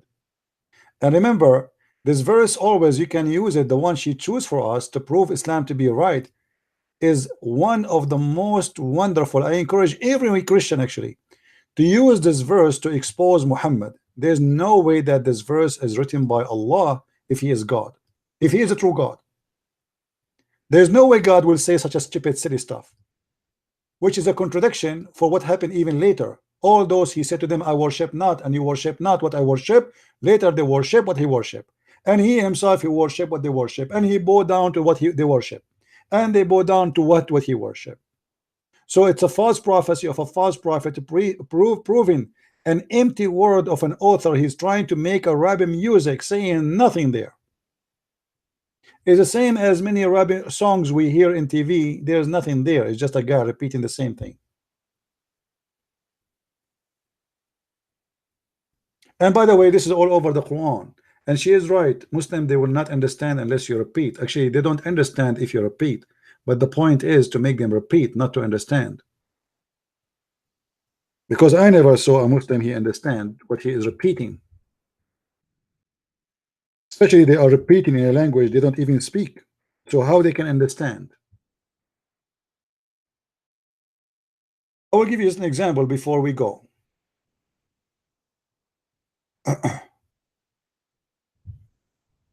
The Quran is full of example of repeating, which is a failure in the Arabic. You see, in Arabic, if you are a poetry man, if you are a person who is making poetry,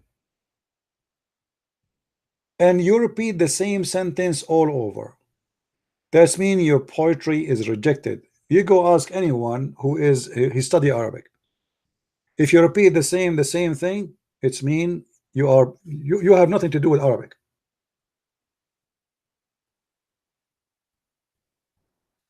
Look at this example.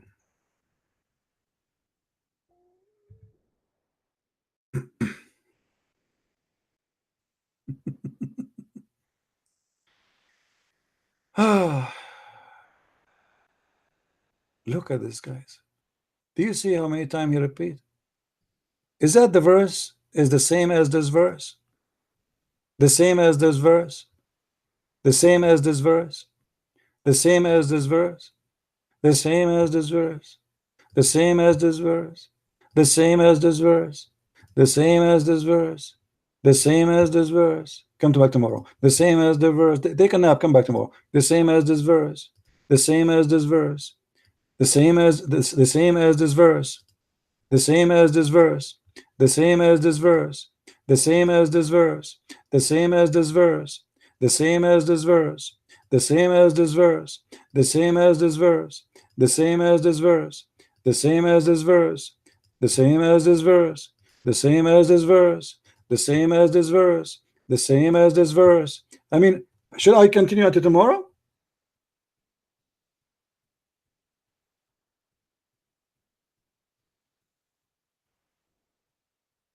And this what make the Quran translation is very easy. I translate one verse and I post it all over. This chapter will be the easiest for me to translate. Actually, already I did.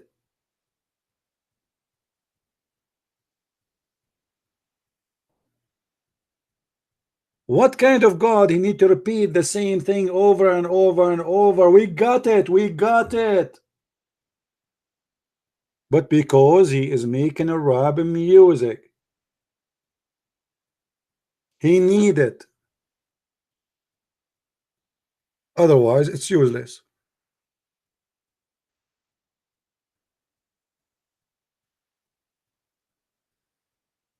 Which is that of a favor of the Lord you deny?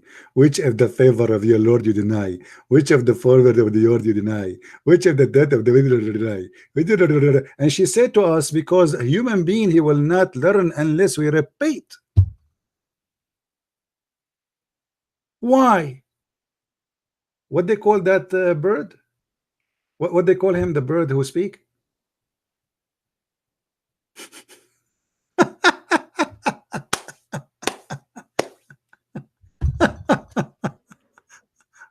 This is the chapter 55, the chapter of Ar-Rahman. By the way, even the name of Ar-Rahman is a theft. Muhammad, he started from a guy, his name is Muslim. They call him Musaylama. His name is Muslim. They took his name, the name of Ar-Rahman from him. This is why you see Muhammad. Maybe we let us. You see, open topic. If I go now, we will go forever. Anyway, guys, I think we have enough for today. Did we learn good? Did we have a good time? And the Muslims, yeah, the parrot. The Muslims, the more they try to defend, the more they got their prophet and Islam busted.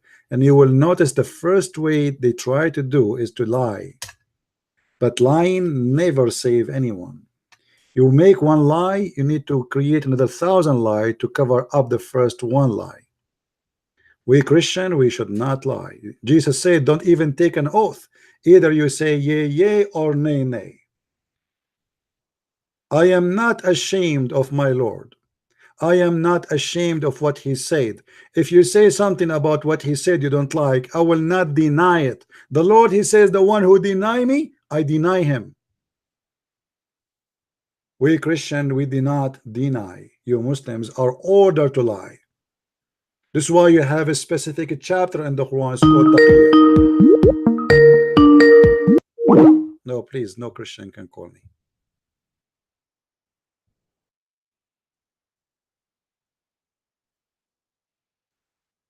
No Christians. Any Christian want to call me before asking for a request first, I will ban you from my Skype. You have to ask me first, can I call? And this person, I just deleted him right away from my Skype. When I say only Muslim can call, it's mean only Muslims. If I give time to the Christian to call, then only Christians. So my friend, because we are proud to be believers in the Messiah, and nothing can be better than him to be proud about, we don't lie about him. But because you're ashamed of your God and about your prophet, you lie. Ask yourself why this woman, she just lies saying the Muslim man will have in heaven only one woman, because she feel inside her that this is shameful. It's a fear of being exposed to shame. It's the same as the hijab. The hijab make the women feel shameful because she is a walking vagina. If she don't wear the hijab, she is shamed. She is a vagina. So we have to cover the vagina. This is not about protecting the women. They say to you, do you know how Mary she used to dress? No, I do not know. Do you have a picture? The Bible says clearly that those who wear burqa in the Torah, they've been accused to be prostitute. Actually, not accused, they are. Why? Because in the old days, those who cover their face are the prostitute. Because they want to cover their shame. They don't want anyone to know who they are when they walk in the street. In the old day, women, they cover their hair because life is different. Dust, garbage. I mean, if you go in the street, imagine if you live in Texas just 50 years ago, or let us say 100 years ago, before we have road like now, how much dust you would have in your hair. This is nothing have to do with the women having honor or not. The honor of the women is her hair.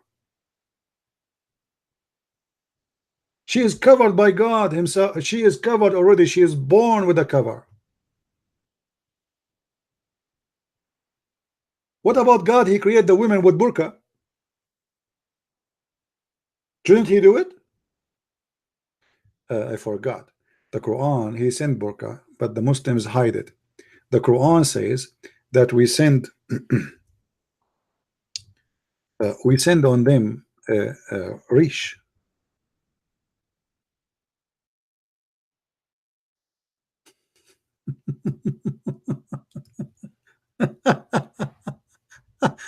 Anyway, I'm not going to show the verse now, because if we show it, we are going to spend another hour.